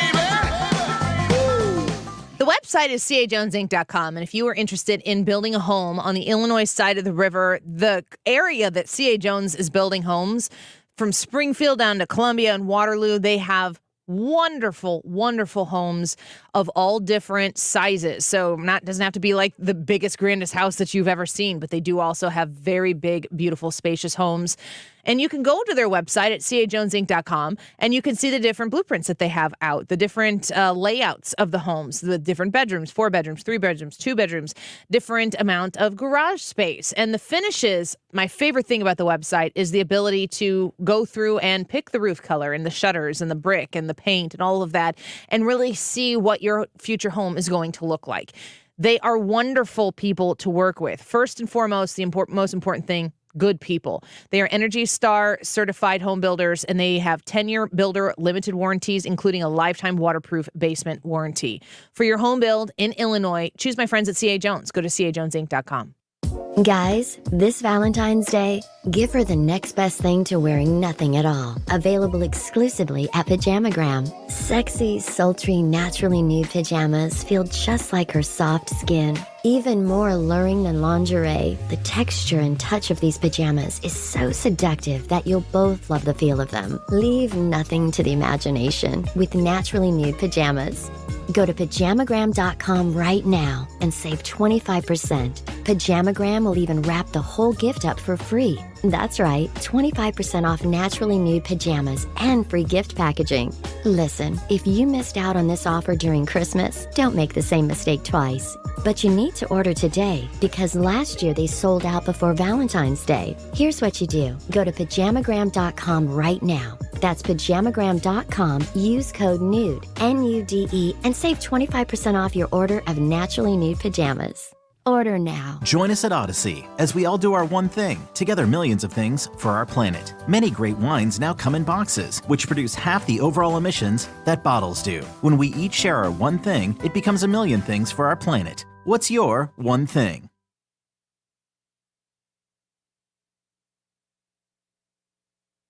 That's the age that you qualify for Medicare and you're close to full retirement age.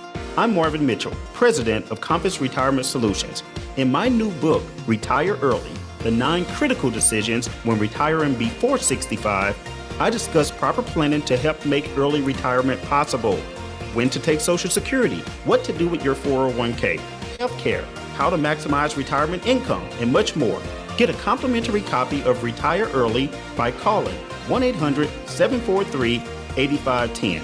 That's 1-800-743-8510. Can you retire early? Call 1-800-743-8510 for your copy of Retire Early, The 9 Critical Decisions When Retiring Before 65. Investments and services offered through Compass Retirement Group, a registered investment advisory in Missouri and Illinois. Compass Retirement Solutions is not affiliated with the U.S. government or any governmental agency. You wouldn't trust a butcher to babysit your pet pig. You wouldn't trust a lumberjack to repair your antiques. Or a professional wrestler to be your massage therapist. So why would you trust anyone but AMCO to fix your car? For over 50 years, we've been the trusted experts in transmission repair. AMCO offers easy payment plan options for most any credit situation, so you can fix it fast and pay it off slow at AMCO. AAMCO. You're listening to the Annie Frey Show live from the Air Comfort Service Heating, Cooling, and Insulation Studio. Air Comfort Service offers insulation services. Did you know 9 out of 10 homes are under-insulated? Increase your energy savings and comfort with better insulation. For details, visit aircomfortservice.com. The Mark Reardon Show. Greta Thunberg isn't going to like this. We're in a period of global cooling. My go-to climate guy, Dr. Roy Spencer from the University of Alabama, will join us Tuesday afternoon. Weekdays from 3 to 6. St. Louis is home for conservative talk.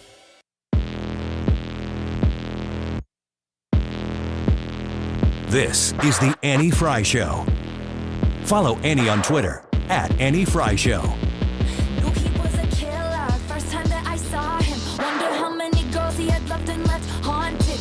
He's a ghost, then I can be a phantom, holding him for ransom. Some boys are trying too hard. He don't try at all, though. Have you ever sang karaoke to Taylor Swift before, Ryan? Like in public? I know how you do it here at work. The answer to your question is I've never sang karaoke public, period. I So just for do us. it in my car, in my bathroom, for you guys, in the public Wait, bathroom. wait. Let's just Use your punctuate that commas. sentence correctly. No, thanks. Sing it in my bathroom Ryan for you Wiggins guys. sitting on the toilet. singing Yeah, I'm trying to- some karaoke to I'm trying to- recording for it. us. Hey guys, let's do this again. I'm trying to mask the sounds. Vomit. Hey, instead of listening to that, why don't you listen to me yell some Taylor Swift out here? Whoa, hey. That was just me yelling a lyric there. That wasn't anything. That bass line is actually just modulated sounds. Taylor Swift is going to sue us. You're probably right. Her name is like the Super Bowl. You can't use it. What? Well, see, I had something to say. Yep. Wednesday, You we're did, just gonna do my promo. I've been asking you to do it. I know. Sorry. And then I started to say it, and then you stepped on it.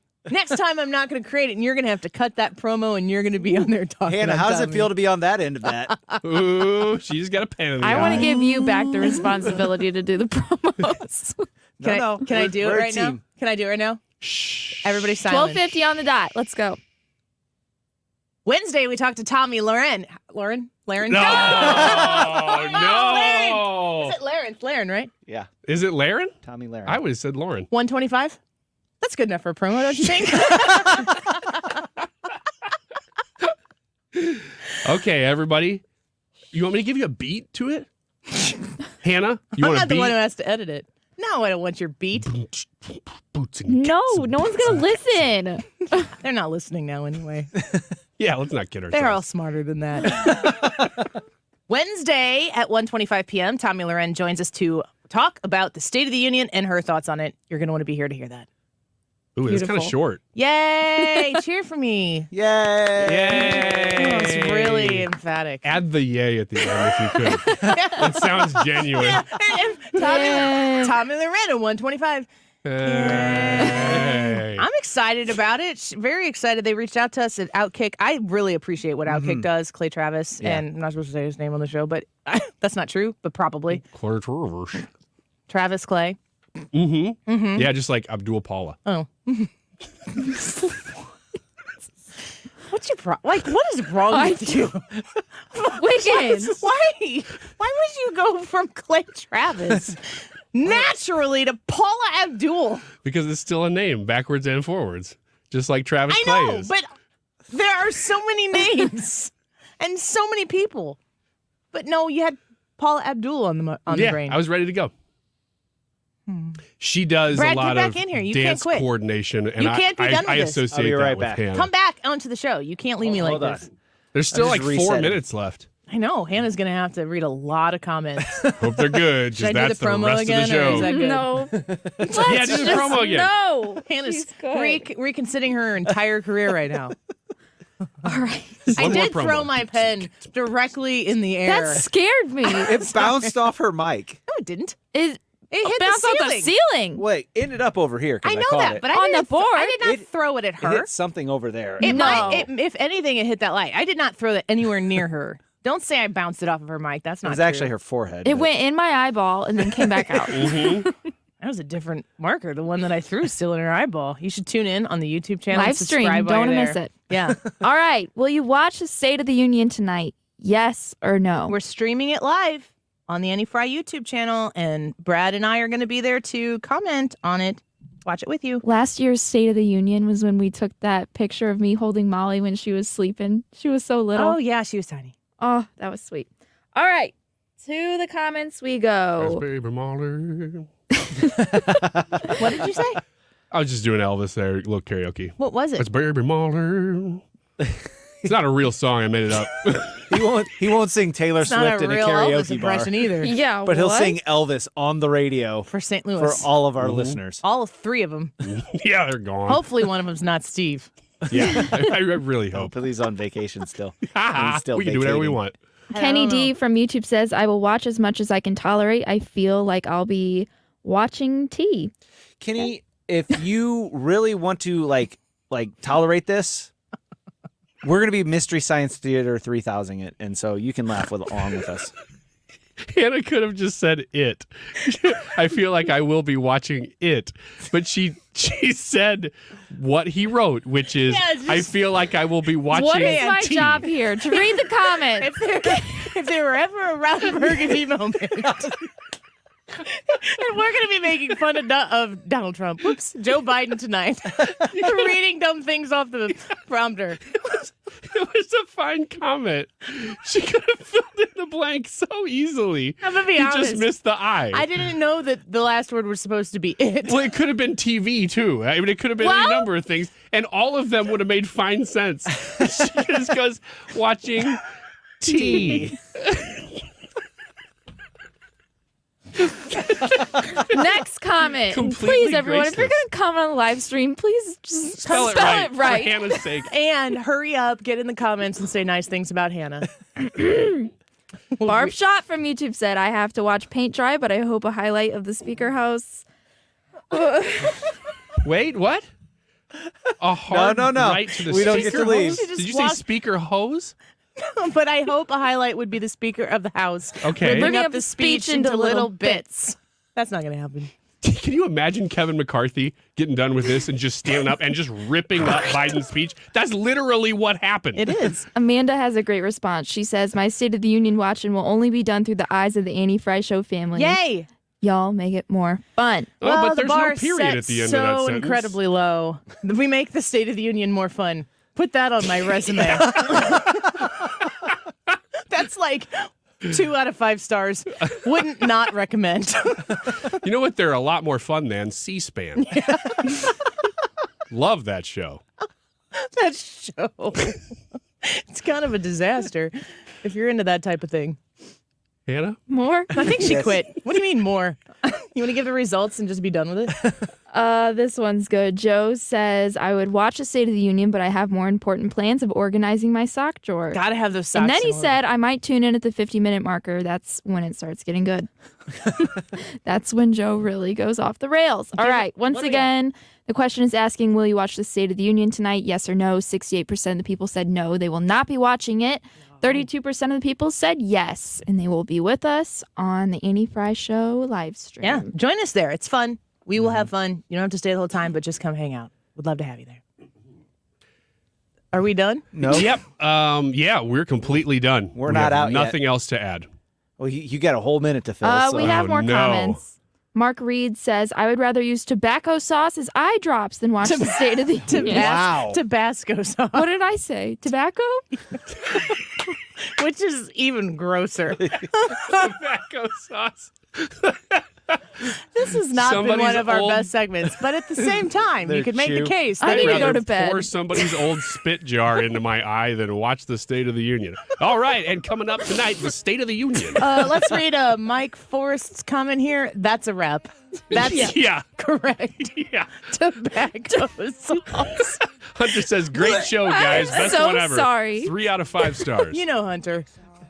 You know he's watching. Here the Chinese were interested in the Tobacco show when the sauce. balloon passed over here on its way to Scott Air Force Base. My Yeah, goodness. we'll all tune in and see the big guy tonight. Join us on the Annie Frey YouTube channel tonight to watch along with us and comment. We love having those conversations with you, and just be us off to the side and on 97.1 right here where you're listening on the radio on St. Louis's home for conservative talk, the State of the Union, starting at 8 o'clock tonight.